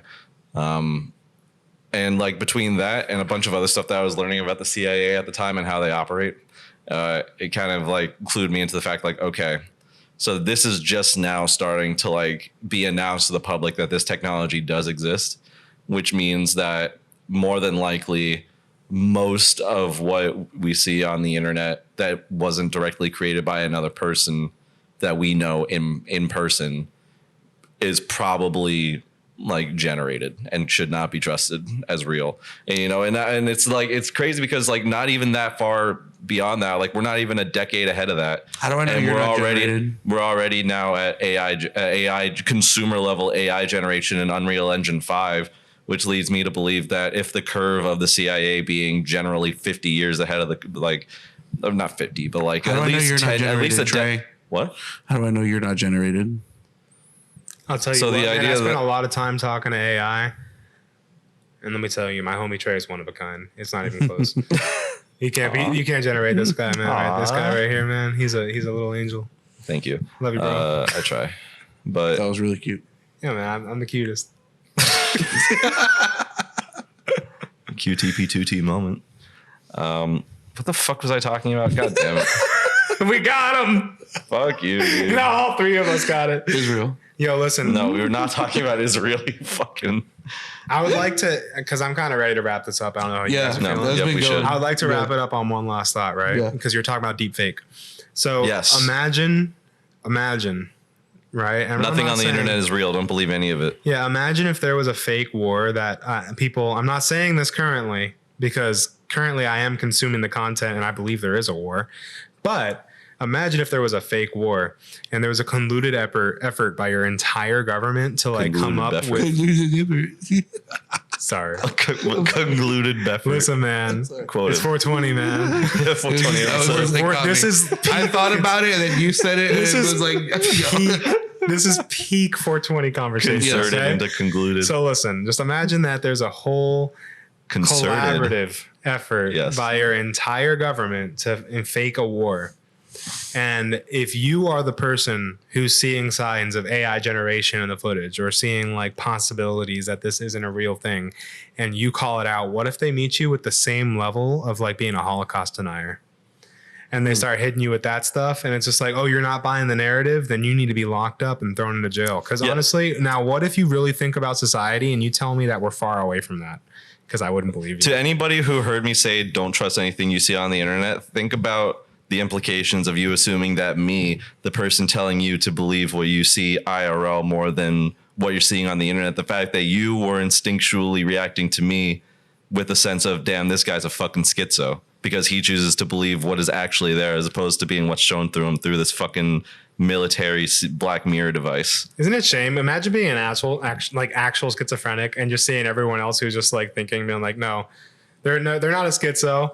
You know, why does everyone suddenly have my diagnosis? Yeah. Because all the bullshit's coming to light now. Everyone's a schizo. Okay. Yeah. Schizo is in vogue. Yeah, schizophrenia is a psyop anyway. Right. Those people are just tapped in. I wake up. That's all it is. There's another psyop. They just be tapped in. Be wiretapped. You know, wiretapped by ghosts and the aliens that live in their walls. That'd be sick. I heard some crazy shit after. That could be a sitcom. Imagine a sitcom, Alien in the Walls. Oh yeah. When are we gonna ghost hunt? Let's end on that. Let's make a plan to ghost hunt, and then we'll call it a podcast. Since you already told your ghost story, sure. I'm not going to be here next weekend. I'm going to be playing One Piece TCG Regionals. We should in Orlando. Wait till like June. Because reasons. Okay. But I could actually make that happen though. Yeah. Bro, I don't have any sort of tech or anything. I don't know if you want to have like the weird fucking stupid yes, no box and stuff. Like definitely bringing the drone for aerial footage. We got to bring something that I say stupid, but that being said, like shit that is vaguely scientific, not bullshit stuff. Yeah. Cause I mean, I don't want it to be condescending to a possible viewership. Right. And it's because it's like you and I are both kind of skeptics. But that being said, I really do recently have had opened my mind to where now in my own beliefs, there is room for this to be a possibility, which is why it's like, I kind of want to know. And I also think that, you know, I've gone through enough like trauma and bullshit in my life and come out okay enough to know that it's like, you know, I can handle a little bit of willpower. So if this shit is real and is real, Jesus, as soon as I said it, you could like run the camera back. You'll see me recoil. Yep, I noticed that. I saw the instant replay. I literally, in my head, I felt the trap card get triggered. You know? It's like when you swear by accident and you catch yourself. Yeah, you said a cuss word. You said an the actual recoil fucking sent me, bro. I was like, oh no. Here's the tangent. But yeah, if it actually is a real thing, I see I added an A to help buffer that tangent, which successfully fucking derailed my brain. But if it is something that could have an impact, like, and be real, it's fun to know. It's fun to fuck around with. And that alone, it's content in general. Just I think the I-4 Dead Zone would be kind of a cool spot to check out, just because it's literally just a highway. And if a cop pulls us over, we're just having gay sex. That's all we say. We're just, no, officer, sorry, we definitely weren't blowing each other. No, we're just having gay sex. I mean, ghost hunting. He was looking for my spooky ghosts. He couldn't find it. No, officer. That's ectoplasm. Dude, imagine we're looking for scary monsters and nice sprites. Do you know what would be the best possible case scenario for us? What? Huh? Best outcome would be Trey falls asleep, doesn't radio that a cop's on the way. A cop comes up, pulls us over. Trey wakes up, shoots us because we're holding radios. Oh, there's a cop, and then the cop comes over to us, and then while we're on like cop body cam and like while we're recording, that's when a paranormal event happens, and the cop is there. That would be Skinwalker walks out. Yeah, like, just literally. The cop walks up to our... comes out and grabs the cop. The cop leans into our window. The cop is the Skinwalker. And then the other cop leans into our window, and then they meet each other's eyes, and the cop's like, I don't have a partner. They kiss. They kiss. They start making out. And then he whispers. No, dude, the cops just start... I don't have a partner. Yeah, the cops just... Yeah, and then they just start making out, and then you guys, for some reason to that, be like, we look at the camera and scream. Number one trending. Yeah, you fucking look back, and it's just them on the ground, just like making out. Yeah. Ghost vibers. Yeah, but no, ghost hunting would be great, and honestly, we just got to come up with like an itinerary, right? Because like we got to plan for it to be dead air for 8 hours. And so like, and if we find stuff to fill that time and just to be entertaining, if there's nothing that happens, what the fuck ever, we just vibed with the ghost. It was fun. We chilled and we hung out. If something does happen, yo, word. You know, it's like just repeat that. This could be fun. Yeah. I'm down for it. It'll get me outside for a few hours at least. Yeah, and then maybe Trey will be brave enough to come in the car for a while, hang out. Oh my God. He's so serious about being a van bitch. I am designated van bitch. Ain't no way. I ain't fucking with that. And if I do, I've got my Bible and my crucifix and my orbs of protection to my garlic fucking. Just don't be a Bandana. hateful This guy. might be controversial, but my for some reason, whether paranormal things like ghosts and whatnot exist or not, I have this strong hunch. Like maybe it's like the latent from growing up in a Christian home, like Christian influence.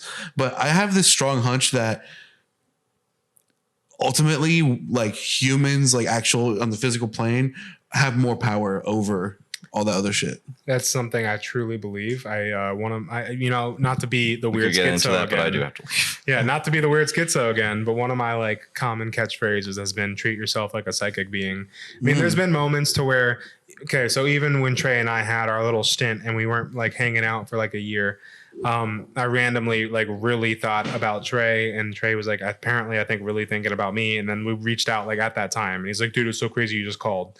And it's just like, that's happened to me enough times to be like, there's some sort of like pre-call connection that happened to where like I knew that this person would be in my life again. So I started thinking about them and remembering them. And the next day they texted me. And I was just like, why did that happen? I don't know, but it's so weird because this person has never once texted me. And it's like stuff like that has happened enough times for me to be like, I think that there is something that you can get in tuned with or intrigued with. Sure. And I mean, even beyond that, literally, like I alluded to earlier, for as long as you and I have been friends, wavelength has been a meme between us because we would have this just shared thoughts sometimes, you know, very often, like, Yeah. and that just happens. it's just, and I feel like the more you spend, and there's also CE5 events we can get into, but I don't want to on the podcast because it'll take a lot of time. But next time I'm on, right? But Give me the 5-word sentence explanation of it. No, I'm just together with friends, summon extraterrestrials. kidding. Okay. All right. Cool. Yeah, Damn, and that Right. So very good actually. thanks. And with that, 420 episode. 420 episode. Patreon. What day is it? Instagram. We don't. It's today. It's 420. What's April. Yeah, I'm gonna bleep that out. I'm just. How he dare said you a- say He that? said a naughty word. I can't believe you just had that. That's crazy. You mean April? Oh my God, that is twice now God damn. that you've just hurt the viewer's ears with an obnoxious beep. Why are you beeping into the microphone like that, bro? Oh my God, dude. too pussy to say it. How does it beep at that frequency? I just want you to. I want you to it, and I want the. That's the reason why I thought that would be funny. If somebody my lips, I would just be saying. How funny would it be if this entire time we just beeped out every last word he just said? So he's just looking at us. It'd be funny if I. It'd be really funny if I cut. We're just like, ah! It'd be really funny if I just cut the episode before any of this. Trey, can you do that? Can you guys edit that in? Trey's whole last in there, just different pitch beep. And just looking at us beeping and us laughing at him. I got you on that. That's funny. Thanks, bro. You can make us all just beep at each other and just keep the laughs. Right. Good game. Love you guys. GG. GP. Good pod. Yeah, good vibes, man.